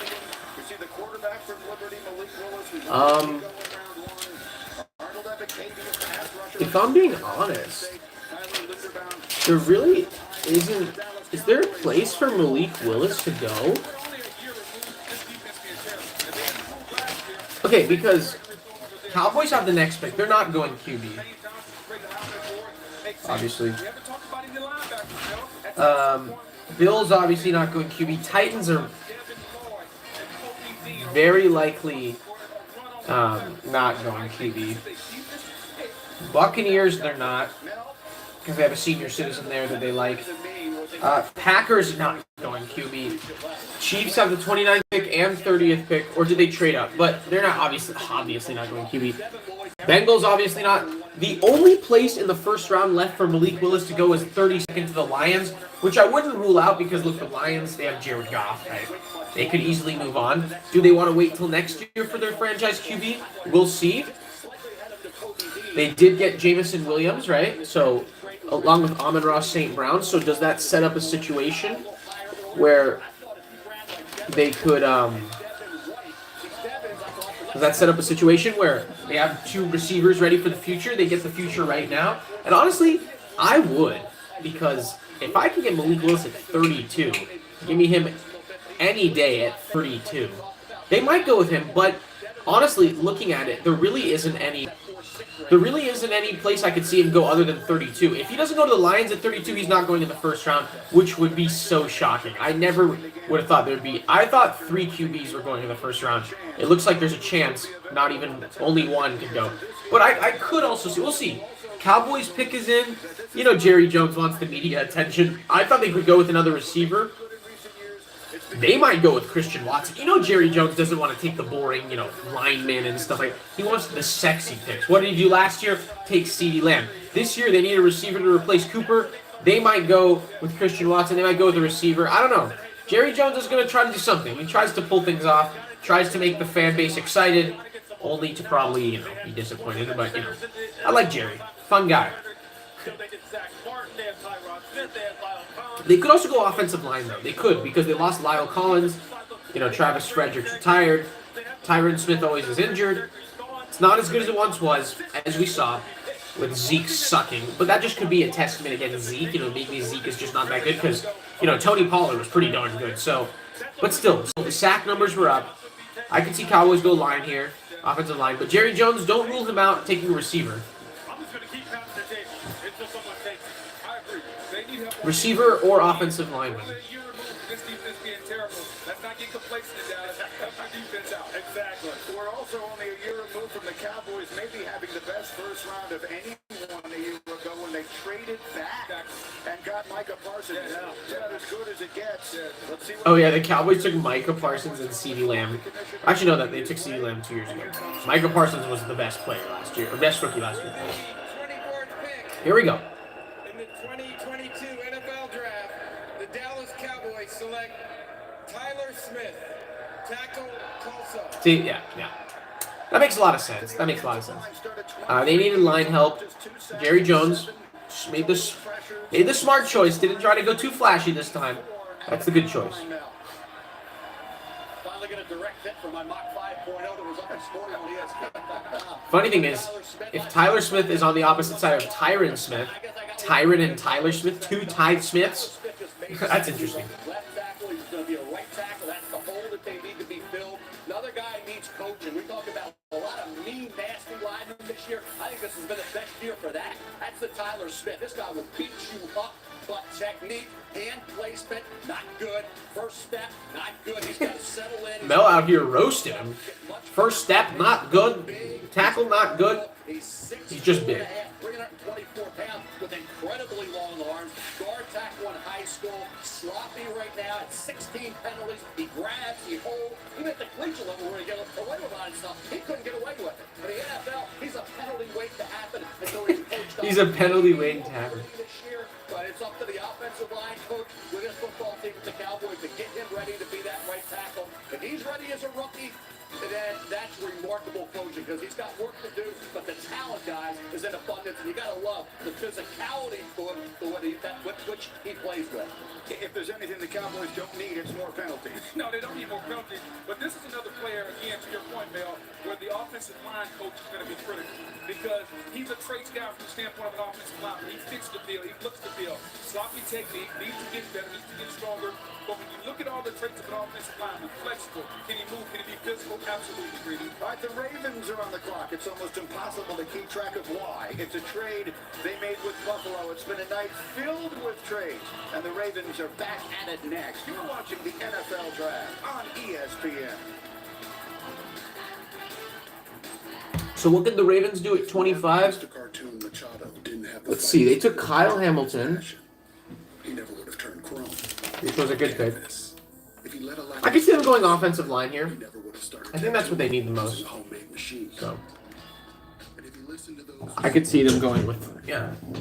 You know, we're winding it down, guys. It's been 2 hours and 45 minutes. It's been fun. You know, we have 8 picks left. You know, we still have like, that's technically 1/4 of the draft, so we're not that close to being done, but.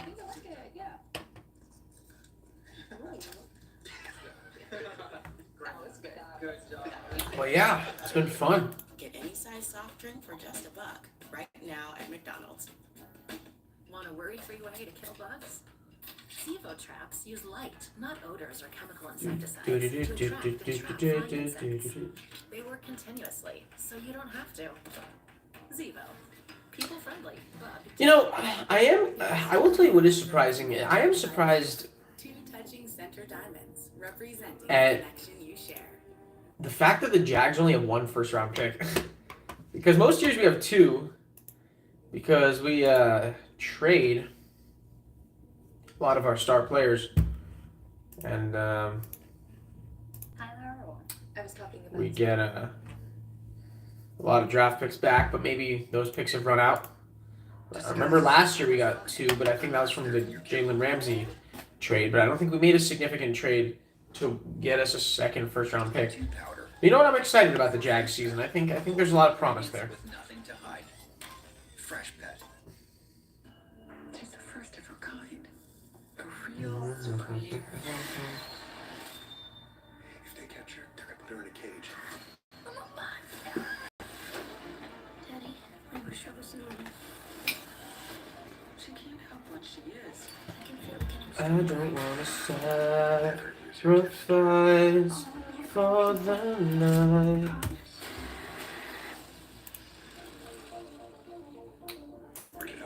You really can't get much for $5 these days, unless. Is that a real song? I think she liked it. Your choice of sandwich plus all this for just $5 is worth. Dude, Wendy's is pretty good. I gotta be honest. I'm not gonna lie. It's better than you think.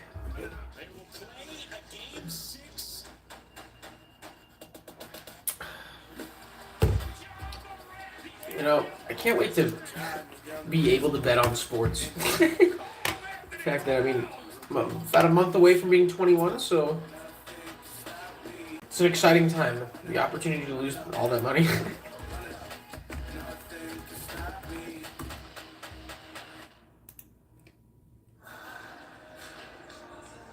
We're back in Las Vegas, and the 2022 NFL Draft is brought to you by the Subway Vault. Download the Subway app to see what's inside. It's been a fascinating night as the picks have been coming in quite quickly, and up on the stage tonight is an acclaimed painter, Rob Pryor, capturing much of the Action on canvas. Many of the picks, the custom portraits, will be auctioned off by the NFL Foundation and will benefit the foundation's work in social justice. So let's catch you up on why the Ravens are now on the clock here at number 25.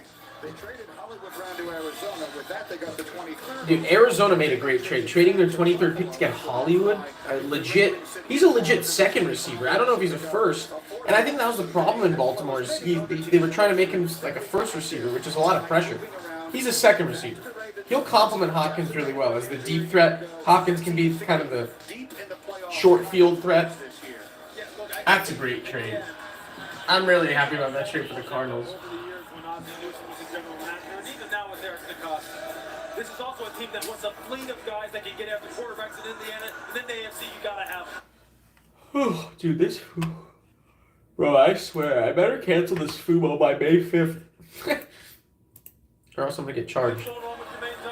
Something's gotta be going on. Exactly, but the kid's too good. Yes, exactly. You can't be ACC Defensive Player of the Year. You can't lead all Power 5 defensive linemen in tackles. You can't play 61 snaps a game and be an Iron Man and slip down here to 25 and something not be going on. It just doesn't make any sense. And he fits with this defense. Yeah, they're talking about Jermaine Johnson, the edge rusher. I think Mel Kiper had him in the top 10. I think like 9th or something, but the fact that he hasn't been taken is interesting. It just makes too much sense to me. There's something out there that I just don't know. And I'll post something else. They don't go to Jermaine Johnson. The best center that maybe we've seen in the last decade is on the floor in Linderbaum. Really, his tape is awesome. And you talk about a team that needs how they want to play. They need offensive line help. They want to be physical. If you can get the best player, yeah, I would take. But see, Jermaine Johnson, they don't need an edge rusher. They have plenty of defense. I would think Linderbaum's a good pick here. Actually, I kind of hope my Jags end up with him, but that would have to be in the second round. Maybe they choose to make that pick here. Let's find out. Here's the commissioner. All right, here we go. Ravens at 25. The 25th pick in the 2022 NFL Draft, the Baltimore Ravens select Tyler Linderbaum. Oh, we just talked about him. That's a great pick. People say he's one of the best center prospects in a long time from Iowa. Look, a good center takes you a long way. And the Ravens needed offensive line help. So. Who is now, of course, a star with the Buccaneers. Now the Indeed resume as we take a look at the outstanding career of Tyler Linderbaum. The prospect resume now brought to you by Indeed. Great pick. Brady, I tried to get your Jets to trade up to that one mock to get Tyler Linderbaum, thinking they could anchor that line like Nick Mangold did for a long time. But here the Ravens move back and get Linderbaum. Why would you move back? This guy was a top 10 guy back before the combine. They went in, that arm length is measured. Those short arms showed up and I scared everybody. He's not too big for a center. 6'2", I think 296, they said. But he's athletic, though. I like that. He's got all the skills in the world. Guys, we got another trade. 26th pick, Titans traded to the Jets. Interesting. Really interesting. The small-handed guy, you think it. Short arms of Tyler Linderbaum. That's why I dropped a bit. This is a guy you think about defensive lineman early on in Iowa. Kirk Ferentz. One thing Kirk Ferentz has always done. They had another guy without great arm length named Marshall Yonda. Went in the third round. He's a Hall of Fame caliber player. Now they get Linderbaum. Yonda's retired. Linderbaum can anchor this line right away as a rookie. You know, I don't care about the short arms. You know how long he's had short arms? The entire time he was at Iowa, dominating some of the most impressive film you will watch up and down the field. He's got a wrestling background. You talk about pitting Tristan Wirfs, the all-pro tackle. Let's take a look. A wrestler. I wrestled in high school. I would have loved to wear some tight tights like this. Wow, he wrestled Tristan Wirfs in high school. How does the wrestling background play in the football? The ability to drop your butt and anchor. Low man wins. In a wrestling background, you know how to do that. You do it all. Let's see if that can translate to the football field. The wrestling background. Drop down. Anchor big fella. Now, my quarterback has room to step up in the pocket. There's a clean pocket. The wrestling background pays dividends on the football field when you can translate. What else does it do? We talk about leverage. The the all-pro tackle for the Buccaneers. He's a mountain of a man, 6'4" and about 320. Linderbaum, with the short arms, the small arms, Mel, he's pinning Tristan Wirfs. I don't want to hear about short arms. He's had short arms the entire time he's been there, and he's dominated at Iowa. They got the best center in the draft. And agreed, if he was 2 inches taller and his arms were an inch longer, he'd be a top 10 pick. I will say this, 2 things I want to tell you about Tyler Linderbaum. The first of them is that center is the safest position to draft in the first round. The hit rate is 100%, which means going back to 2000, every center who has been drafted in the first round has gotten a second contract from his team. So it is a safe position. Wow. The other thing we'll tell you about this young man, he received $30,000 in NIL last year. He donated all of it to the Iowa Children's Hospital, which is where you always see everybody waving at the kids. Wow. Something not to What a good guy. that young man. Now, Mel just said he told the Jets to trade up to take Linderbaum. Well, they've traded up. Perhaps one spot too late for that. But the Jets have moved up here to number Oh, maybe the Jets, when they made that trade to move up to 26 here, maybe they were trying to trade up to get Linderbaum, but Lindenbaum or Linderbaum? Hang on, wait. So they've made some aggressive moves tonight. They drafted I'll get it. Sorry, guys. Lindenbaum or Linderbaum? Do you think they're looking here? I won't make the mistake again after this. Linderbaum. Okay. I think the Jets intended to make that trade to trade up for Linderbaum. And the Ravens took him. That'll happen, you know. Pick is in. What do the Jets do at 26? Their third first-round pick. They took Sauce at 4. They got Garrett Wilson at 10. They are having a good draft. I think both New York teams have had a really good draft so far. Honestly, I hope the Jets are good. It's been a while since... They have the longest current playoff drought in the NFL. So, they're due to turn it around, hopefully. With Michael Carter, you give Zach Wilson a 1-2 punch there. You look at a guy like that. Hey, ETN went the first round last year. Najee Harris went the first round. What's the difference between Najee Harris and Breece Hall? I don't push running backs in the first round, but Breece Hall had a first round grade. And he was a heck of a running back. He caught the ball. Oh, he's saying they should take a running back? That's not a bad idea. Breece Hall, as a running back, he's deserving of being in the first round discussion. I agree with you. And for the New York Jets. Absolutely. I think when you look at the head coach, Robert Saleh, former defensive coordinator, they've addressed the secondary. They got a wide receiver. At some point, we got to rush the pass. Charles Lawson's coming off an Achilles. At some point, we got to get some bona fide. They could get Karlaftis here. I can't believe Karlaftis hasn't been taken yet. I don't know. That would be a steal. I really don't. I mean, I understand the Breece Hall pick, though, too, as well, Mel. Because you know what? Any way they can get the ball out of Zach Wilson's hands fast and get it into the playmaker's hands, that will help him tremendously, whether it's running back, tight end. Here comes the commish. Raji.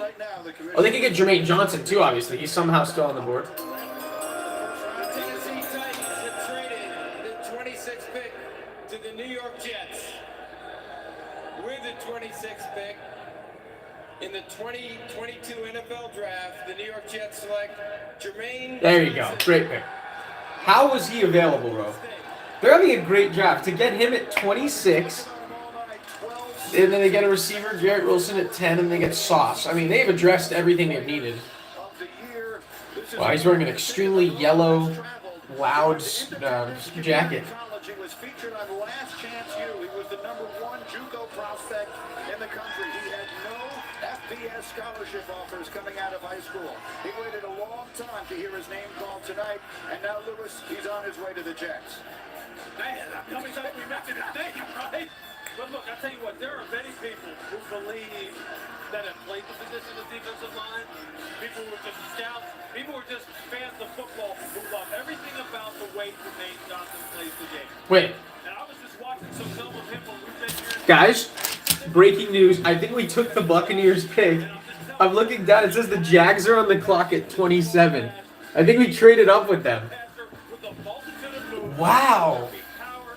Wow, interesting. So we are going to draft again in the first round. I like it. And where do we go here, though?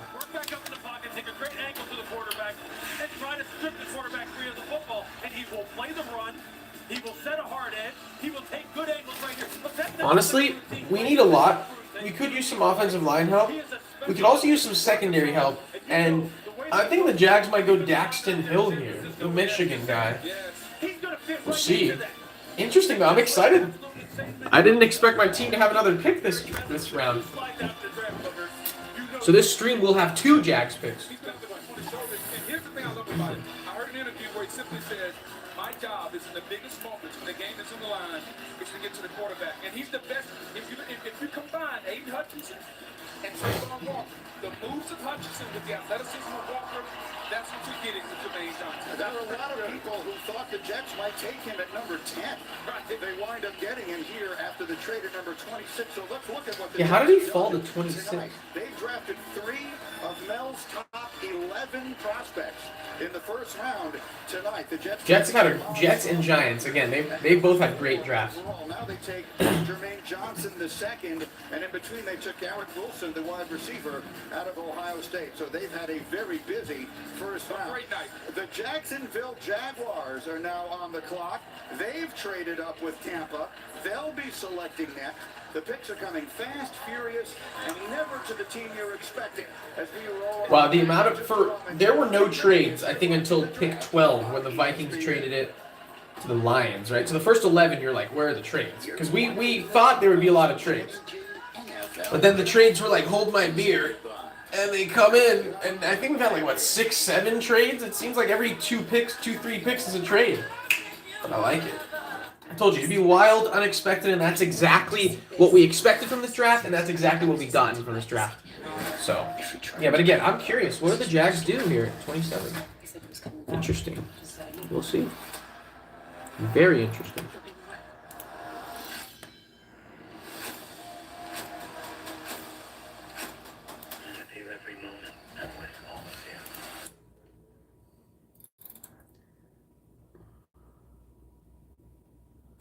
Barbie really wants this dream house, and Barbie found out about it from Rocket Homes.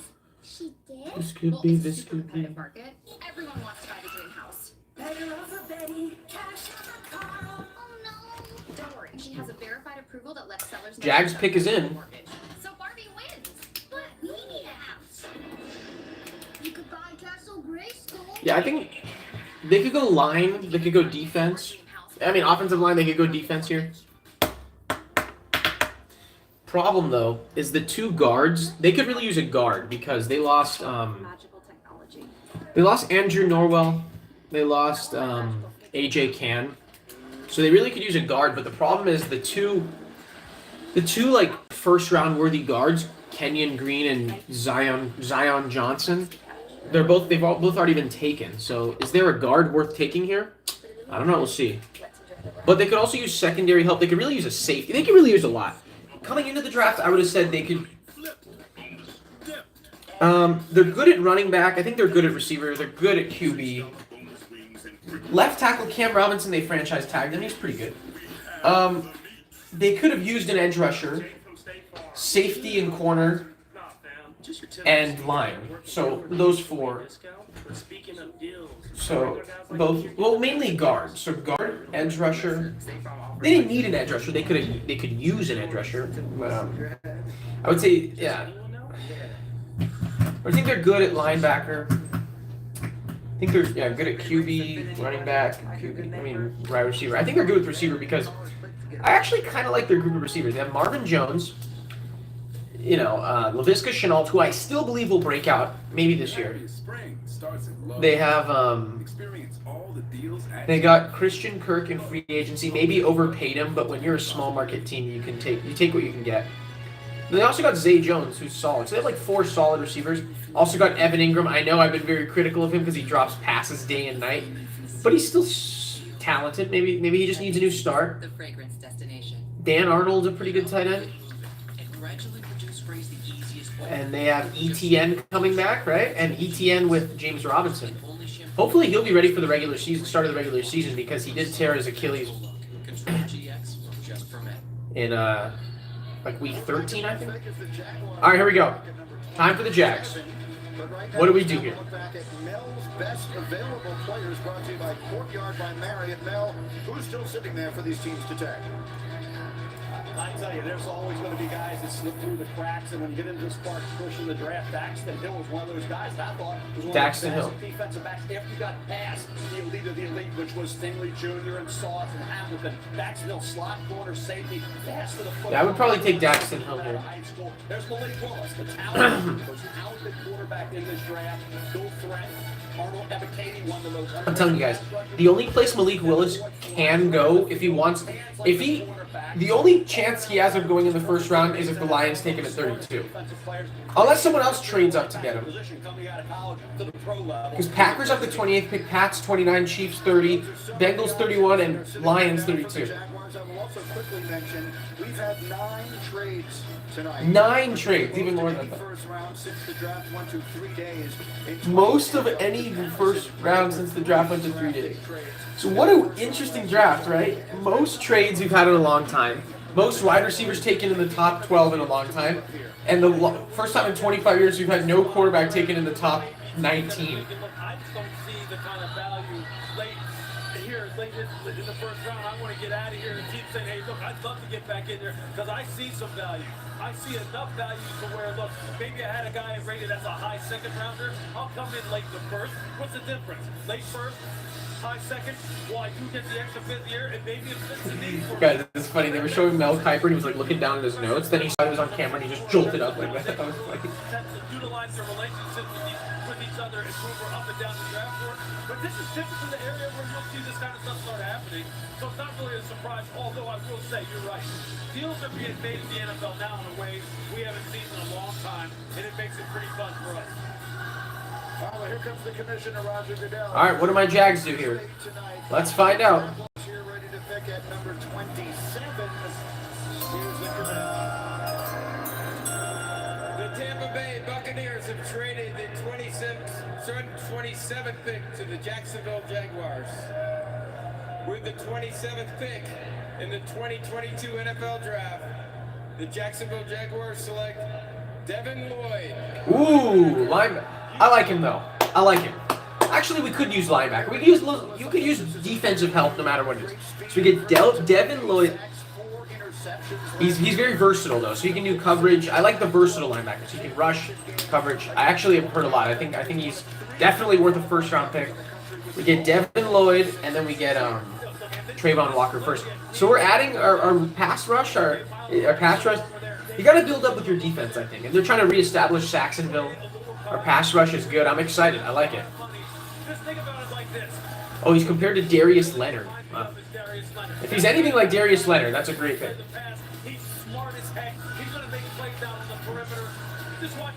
Guys, the Packers pick is already in. Can you believe that?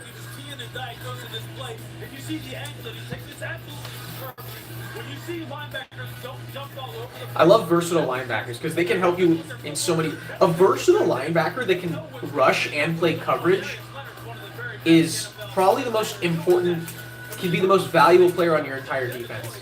Because linebackers, you know, they're basically a combination between a versatile linebacker who can play coverage and rush the pass is basically a combination of an edge rusher or someone on the defense. Is basically a combination of a lineman and someone in the secondary. So. In the NFL, now, last I'll say is this: Mike Caldwell, who's the defensive coordinator in Jacksonville, comes from Tampa Bay. He had 2 of the best inside linebackers in the league down there. Welcome to Jacksonville, Devin. That great linebacker play, off-ball linebacker play. They got the very best one maybe in the draft. I'll take your Darius Leonard comp. I'll raise this a little bit. I think he just bear hugs Goodell and lifted him up. I love the enthusiasm though. He's he's probably the most excited of anyone I've seen. He's like smiling the whole way. He gives big hugs. I love it. You never see that much excitement from someone going to Jacksonville. So I love a good attitude. We'll accept him with open arms.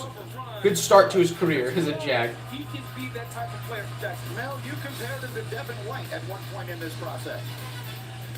Yeah, I think the 4.66, I think that's where you look at speed. Who plays fast? We talked about guys this year that play fast when they time. I thought he'd run Devin Bush and Devin White. I remember watching the combine, 4-4-3, back-to-back, basically. Boom, boom. They're way up there in the top part of the draft. Devin Lloyd, when he ran that 4.67. 4.67 is good for a linebacker for sure. He's all over the field making plays. Kyle Hamilton maybe slip because he ran 4.6. He's actually a football. Duval. with the pads on, play fast, and you don't think they're ever going to run the time they do. You thought they'd run a lot faster. I don't want those kind of guys. I don't want the guy that runs fast, but he plays slow. I want a guy that maybe doesn't run fast, but when he puts the pads on, he's flying around the field. This guy does it in all aspects of linebacker play. All right, so now the Packers are on the board again, on the clock again, I should say, or their pick is actually in. And here's the second of their first-round picks. We speculated, would they take the receiver for Aaron Rodgers in the first one? They didn't. They took way more. Okay, guys, if the Packers don't take a receiver here, I will be pissed off. They have to. They have to. They didn't take one at 22. Give Aaron Rodgers help. Take someone. Take Christian Watson. He's available. Please, take Christian Watson. Take Alec Pierce. Take some receiver. Christian Watson's a perfect potential #1 receiver. 6'4", explosive. Please. The same type of value that you're getting here, except again, you didn't fit your option on these guys. Look, you passed up on it at 22. Get it at 28, please. The problem is that the Green Bay Packers aren't thinking 5 years down the road, which they usually do. They've got Aaron Rodgers, and we know that's a year-by-year proposition here. Realistically, is there a rookie receiver left?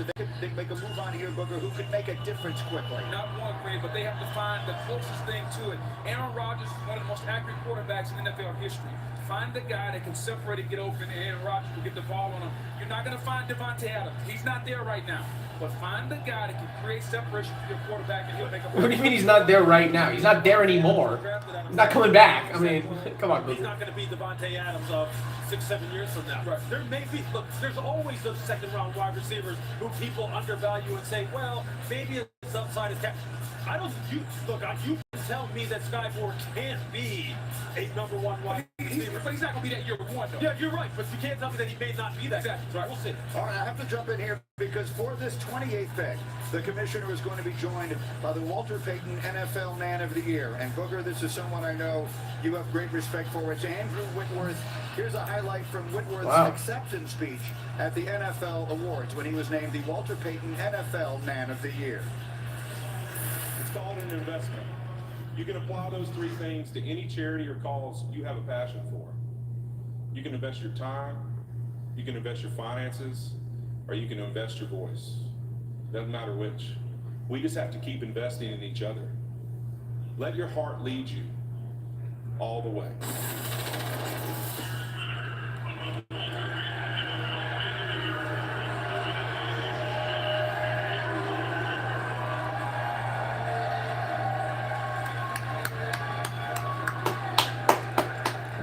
Interesting. Andrew Whitworth for the Packers. 32 men drafted tonight will go on to do great things on the field. But they'll also make tremendous impacts in their communities. Nobody exemplified that more than Walter Payton. Named in his honor, the Walter Payton NFL Man of the Year Award, presented by Nationwide, is the most prestigious award a player can receive. Tonight, we are proud to have Andrew Whitworth, the 2021 Walter Payton NFL Man of the Year, here with us. It's a very prestigious award. It is. Thank you, Commissioner. Thank y'all. Whose house? That's what I'm talking about. I am very humbled and grateful to stand before you as the 2021 Walter Payton NFL Man of the Year. I would love to thank the NFL, the Payton family, and Nationwide for everything they do to support players as we try to make positive impacts in our communities. When I look back over my time in the NFL and my career over 16 years and a Super Bowl champion, one of the most rewarding things about it was the platform I was able to build to help change people's lives with a lot of other teammates across the NFL and people in organizations. And I want to take this opportunity to challenge the players of the NFL and encourage you and the prospects of this NFL draft. Take advantage of that opportunity. Don't let it go. Let's leave a legacy that lasts longer than just the game field. It shows who you are on and off of it to make an impact that'll last for generations. Thank you so much for your time. Inspirational. Now let's see if the Packers mess it up. Or they do what they're supposed to do. Please. Andrew, great man. We're so proud of you. With the 28th pick in the 2022 NFL Draft, the Green Bay Packers select Devontae Wyatt, defensive tackle, Georgia. Okay. And so they did not take the receiver. Here's what they did do. They just made history. Tonight in this first round, Lewis, the Packers took Quay Walker and Devontae Wyatt, both from Georgia. They're the first team ever in the common draft to take two defensive players from the same school in the same draft in the first round. Now, that Georgia defense is one of the greats we've ever seen. What do you think of the selection here of Devontae Wyatt? Look, if you're looking for some issues with Devontae Wyatt that had some people scared for taking him too high in the first round, he would have been right up there in the top 15. Jordan, if you're watching this, I'm so sorry. Super quick. He is more of a one-down type of player, but he has got a What lot a of pass rush moves. He is stupid organization. Look, he's one of those guys who really is. Oh my God. Like, what, 70% of the snaps and stuff is forehand line. Just take a wide receiver. They didn't take one wide receiver. They had 2 first-round picks. They didn't take a single one in a stacked receiver class.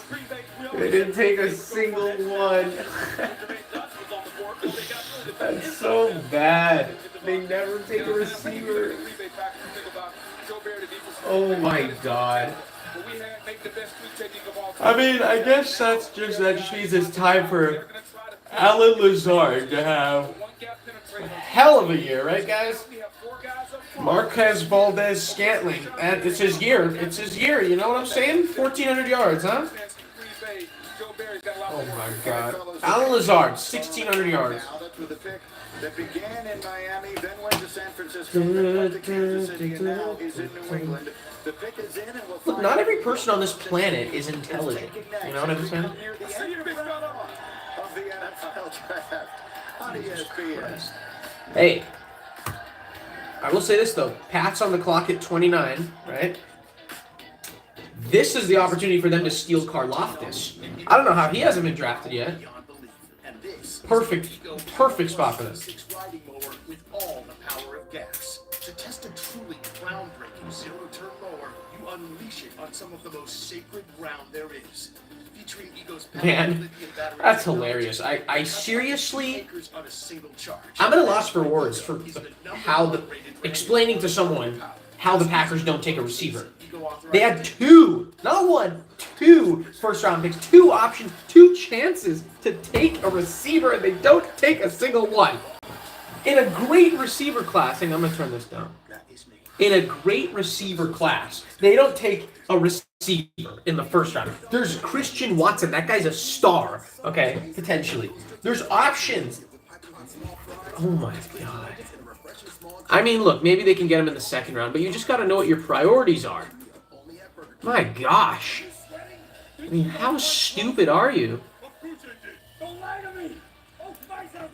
Jesus Christ. I mean, if you're not going to take a receiver, if you're not going to address your needs, the needs that you've had, frankly, for years on end, I can't help you, bro. Look, maybe Devontae Wyatt and Quay Walker are good. Maybe they're good, but they're not your number one priority. The whole point of the draft is to go after who you want, who your priorities are. Who do you need right now? Do you want to win right now? You already needed a receiver with Devontae Adams there, the best one in the league. You needed a second one. Now you don't even have a first one, and you don't want to take a receiver? Just makes no sense. It's a boneheaded, cheese-headed move right there. Well, I'm sorry, it's boneheaded, not cheese-headed. The cheeseheads made a boneheaded move. To rephrase that. Pretty ridiculous, guys. This is my McDonald's. The crew here is very special. They always make us feel at home. Why do you think this is such a popular McDonald's? Isn't it obvious? Because I love our fries.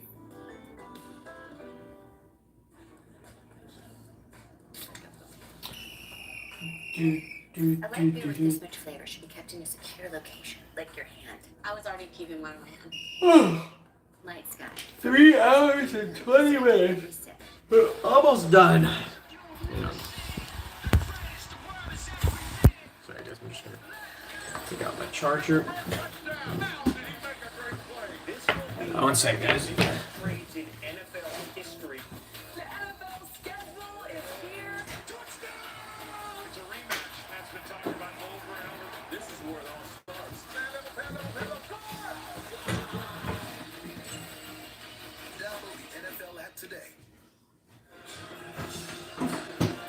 Aerial coverage tonight provided by Goodyear, celebrating the drive it takes to travel from the roads of college to the pros and beyond. Goodyear, more driven. So the New England Patriots are on the board here. See, the Patriots usually draft intelligently, unlike the Packers. Number 29. Let's see what they do. Miami, then went to San Francisco, then went to Kansas City, and now Oh, this pick's really bounced around. make their selection after they took Mac Jones in the first round a year ago. Made it to the playoffs this past season. Had a tough night against Buffalo in that first round game. Have lost some players to free agency this offseason, and so an important draft this year for Bill Belichick and company. Here comes Commissioner Roger Goodell to announce the pick. The Patriots ready to go. With the 29th pick in the 2022 NFL Draft, the New England Patriots select Cole Strange, guard, Chattanooga. Oh, interesting. We're going to describe that as a surprise. Mel, Cole Strange, quite the strange draft pick. Is that Doctor Strange's son? Who's that? I've never heard of that guy. Chattanooga, wow. Bill Belichick smoking that pack. Some pack, I don't know. Because he used at center at the Senior Bowl, struggled with the stats. He only had one start at center at UT Chattanooga, so he needs work on the shotgun stat, but he has a chance to be maybe down the road a guy can help you at center, but he's going to be a guard that can help you right away. That's what the Patriots need to fill. So, yeah, you could say it's a reach based on what the number was in terms of the grade, but he's a good football player. He was one of the best non-1A players coming into this draft. Was Cole Strange. According to the ESPN draft rater, Cole Strange had a 93% chance of being available at pick 54. Jeez, what a reach, huh? Maybe he's good, right? But since when do the Pats when do they need an offensive lineman? I'm just telling you. They don't. They protect their QBs always. I mean, maybe it's not their number one need. They could have used an edge. Interesting. All right. What an interesting draft.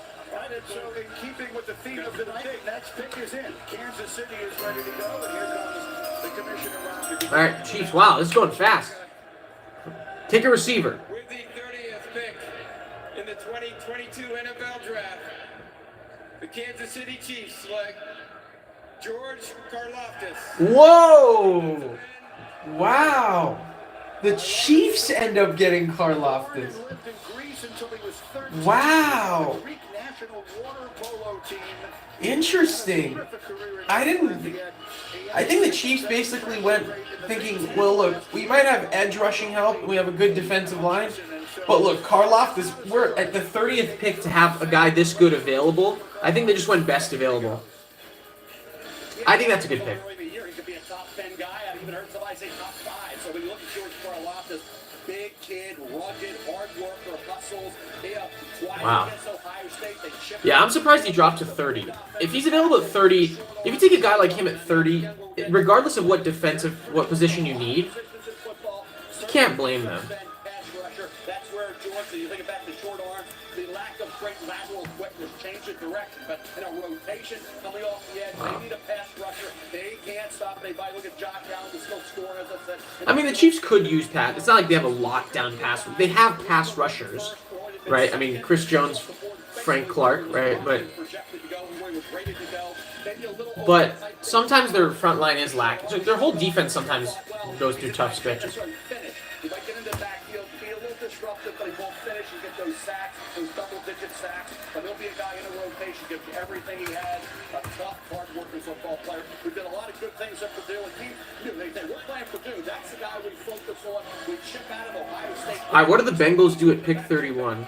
But for the most part was quiet. They said those long arm tackles didn't give them trouble. That's why he's there in the late first round. Yeah, to me, he's a power player. So I think he would be best suited maybe in a 3-4 playing over the tackle. I don't know. So Bengals, obviously, after the Super Bowl, or the goal everyone knew for pretty much most of last season, was they needed offensive line help. They did get some guys like Lyle Collins, and they got Ted Karras. I think they did address their offensive line, so I wouldn't necessarily say it's as big of a need. They could still go with an offensive lineman, but I think they should also get some secondary help. I think this is where maybe they take Daxton Hill, because he's somehow still available. Maybe they go, they go D tackle. But I'd probably go secondary, or I'd go defense. I go either secondary or pass rush. Waiting for his turn. Malik Willis still on the board. Will he hear his name called? We'll find out next. So yeah, Malik Willis, he's not going to the Bengals. Let's just say it as it is. His only chance. Oh wait, I'm sorry, I'm so stupid. He can't. I forgot. The Lions don't have the 32nd pick. The Vikings have it. Dude, forget it. Malik Willis is not going in the first round. Wow, he's not going in the first round. There's no way the Bengals and Vikings take him. They have their quarterbacks for now. I mean, well, Bengals have their quarterback of the future. Vikings are giving Kirk Cousins another shot, but Kirk Cousins is a good quarterback. They're not taking. I would be shocked if they take Malik Willis. Let's go places. Dude, I cannot believe this. Malik Willis is probably going in the second round. I really thought 3 QBs. Again, most years, quarterbacks, people reach for them.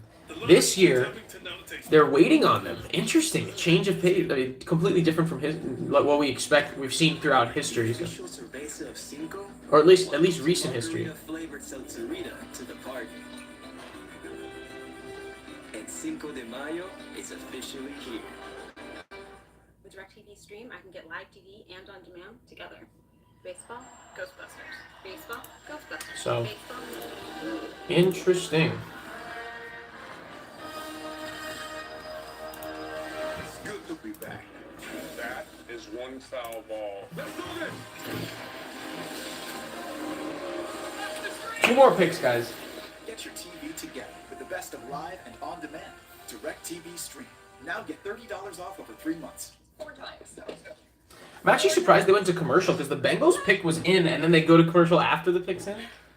That's interesting. Okay, vamos. Get any size soft drink. It should be the last commercial break. There's only 2 picks left. So. I remember the day you asked, "What now, Dad?" So I said, find a job. Any job. Work hard. That's just how it is. But of course you didn't listen. You showed me there's a way. I'm proud of you.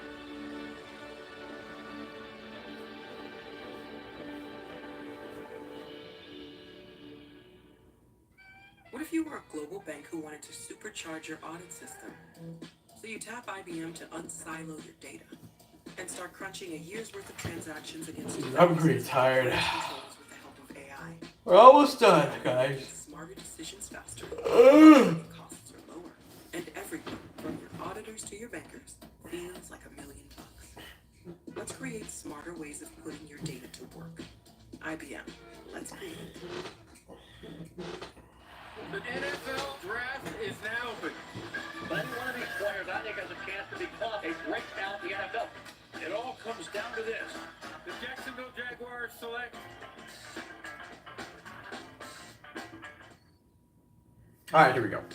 Let's wrap it up. Welcome back to the 2022 Great song. NFL Draft, presented by Courtyard by Marriott. 2 picks remaining in round 1, and when we wrap up, stay tuned for SportsCenter with Scott Van Pelt. He wraps up all the action here tonight, plus the night in the NBA. SportsCenter later on ESPN, also streaming live on the ESPN app. It is a night in which we've seen 9 trades, the most in the first round since 2004. We've also seen only 1 quarterback go. There's only been 1 instance in the last 20 years in which there was only 1 quarterback that went in round 1. Malik Willis still waiting to hear his name called. The Bengals have made a pick. It seems very unlikely that they will take a quarterback, obviously, Booger. So it appears we may easily see only 1 quarterback go in this first round. Yeah, I think we will. And we knew this wasn't going to be a quarterback-rich draft with the Pittsburgh Steelers for Willis or Yeah. Pickett. I mean, I know it wasn't going to be a quarterback-heavy draft, but regardless, I'm still shocked Malik Willis isn't going to go in the first round. We all know the struggles of Eli Apple. Wow. Secondary struggle. Their safeties Interesting. are really good. Their cornerbacks lack that. This has to be Dude, the Bengals pick's been in for like 5 minutes. Are they going to decide on something? On someone? Yeah, I agree totally. Look, cornerback, defensive tackle, those are the 2 spots. They had some real good linebackers. That's what I said. I said corner or defensive tackle. The Super Bowl, he's going to be a star. They need somebody on the perimeter, on the edge. And this was a team that has addressed its offensive line needs, which were significant in free agency. So we'll see what they do. Here comes the commissioner, the 31st. Finally.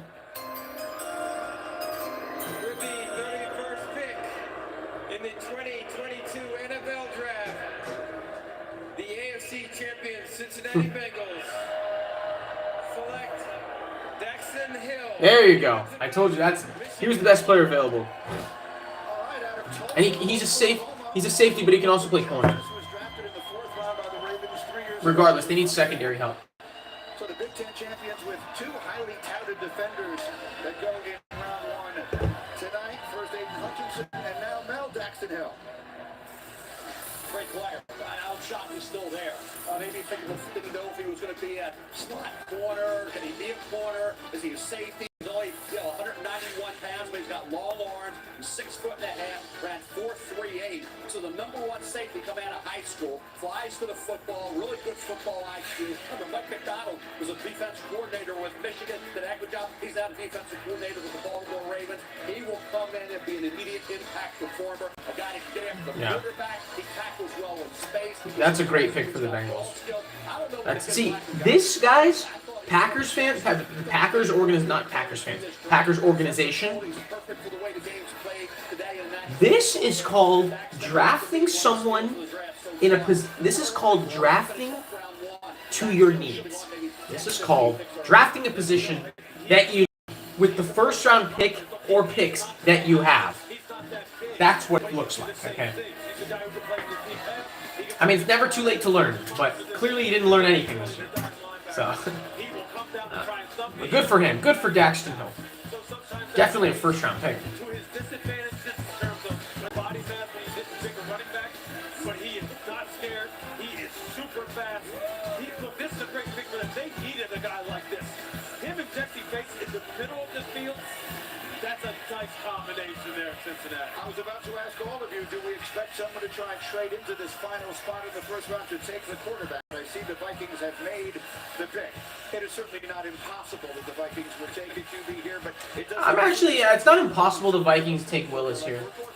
But I would still be surprised. The second time in the last 20 years where only 1 quarterback... I don't think they're going to take him. I would be very surprised. We came into this draft saying the quarterback's one of the most talented players. It was going to be offensive lineman, the defensive lineman, certainly the wide receiver thing. Greeny, it has held true. It was always going to be an inflection point in this draft at 20 when the Pittsburgh Steelers picked Pickett or Willis. They went across the hall and asked, hey, can we get the quarterback that plays under Coach Narduzzi? It was Kenny Pickett. They brought him over, and Malik Willis has fallen. Still doesn't mean he's not a good player. They're not just looking for a guy that can play right now, so Greeny, it held true. And so, Mel, the Vikings here on the clock to make the final pick. Again, they've already made the selection of round 1. In which direction are you looking here? If they go great back to what the guys were saying before you get the Vikings, that quarterback discussion is great on Malik Willis. Dak Prescott was with a 4th-round pick. Yeah, we talked about Derek Carr being a 2nd-round pick, Kirk Cousins being a 4th-round pick. Malik Willis is a quarterback that's going to play for somebody and play really well. If he goes to the right team, he can develop him. The Vikings always like pass rushers. They got guys in the secondary they need on the back end as well. So they can go a different The Vikings need secondary. Certainly at the last pick in the 1st round, I thought somebody would jump back in immediately and get Malik Willis. That's not happening to me. That's a major surprise for a dual-threat quarterback with tremendous character. The fact that Malik Willis is still on the Yeah, honestly, Malik Willis deserved to be a 1st-round pick. I'm beyond shocked that he wasn't.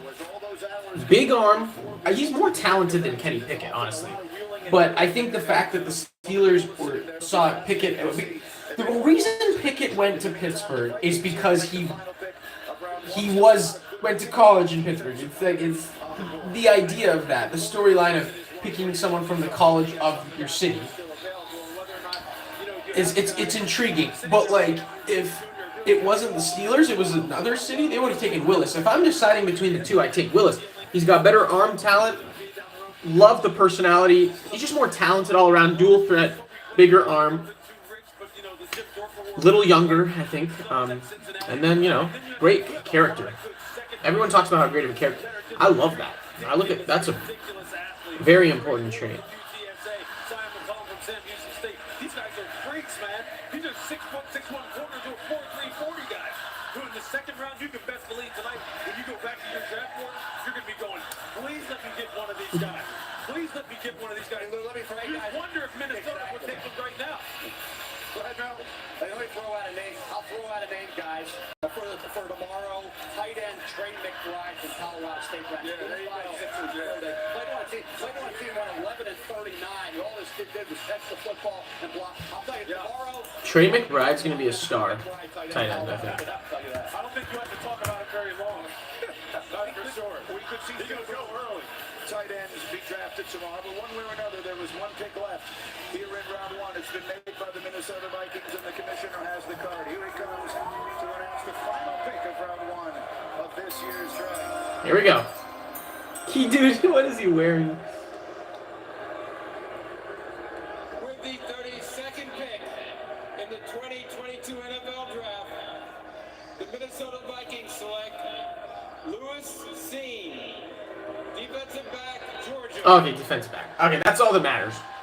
I forgot about who he was. Yeah, good pick. Good pick. See again, Packers.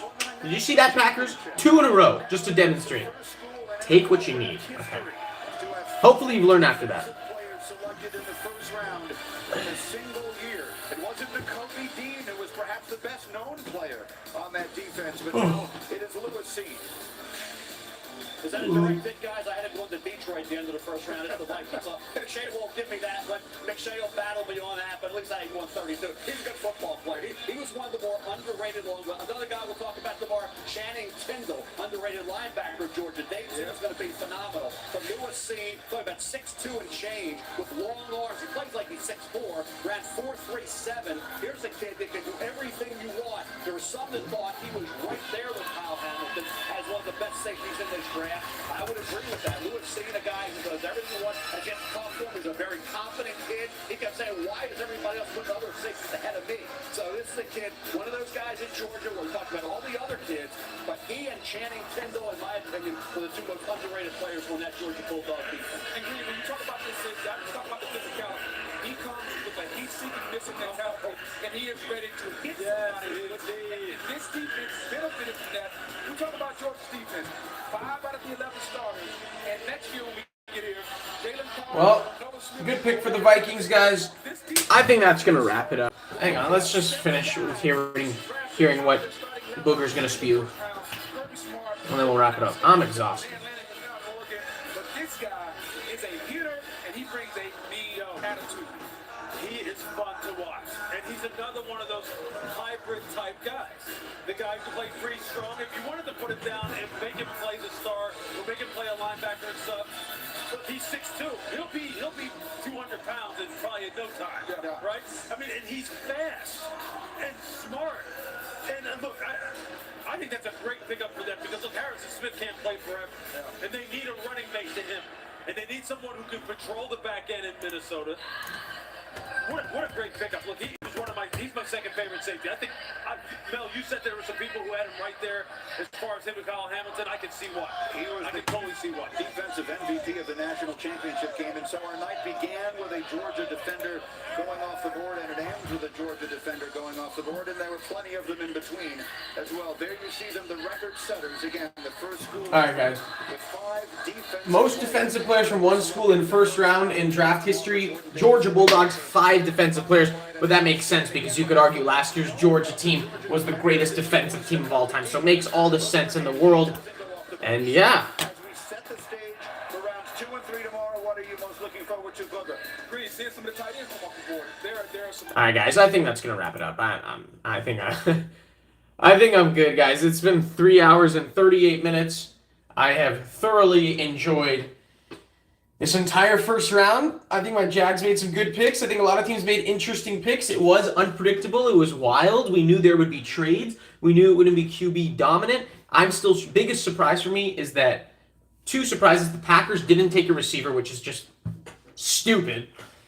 And number 2, Malik Willis wasn't taken in the first round, which shocked me. I thought him and Kenny Pickett would go in the first half of the first round. But interesting, it was wild, expect the unexpected, and that's what I think I really enjoyed the most about this. But guys, I hope for any of you who joined or will join after, whoever watched live, whoever is tuning in afterwards, thank you for watching. I appreciate it, guys. This was a lot of fun, and I'm going to hop off now, but I'm not going to be doing the 2nd and 3rd, 4th, 5th, 6th round because this was long enough and everything, but I did definitely enjoy this, and I will be making... probably making a winners and losers video, breaking some video involving my opinion on how my post-draft analysis. I will be making some kind of video about that, guys. But I'm gonna need some rest after this. I'm pretty tired, guys. I'm gonna get going. It's been over 3.5 hours. It's been a great time, guys. Hope you guys enjoyed it as much as I did. Thank you so much for watching. Like the video if you enjoyed the video. Subscribe if you're an NFL fan, NBA fan, MLB fan. We talk about all of that on this channel. And guys, hope you have a great night, great rest of your day, and I'll see you guys in the next video. Take care, guys.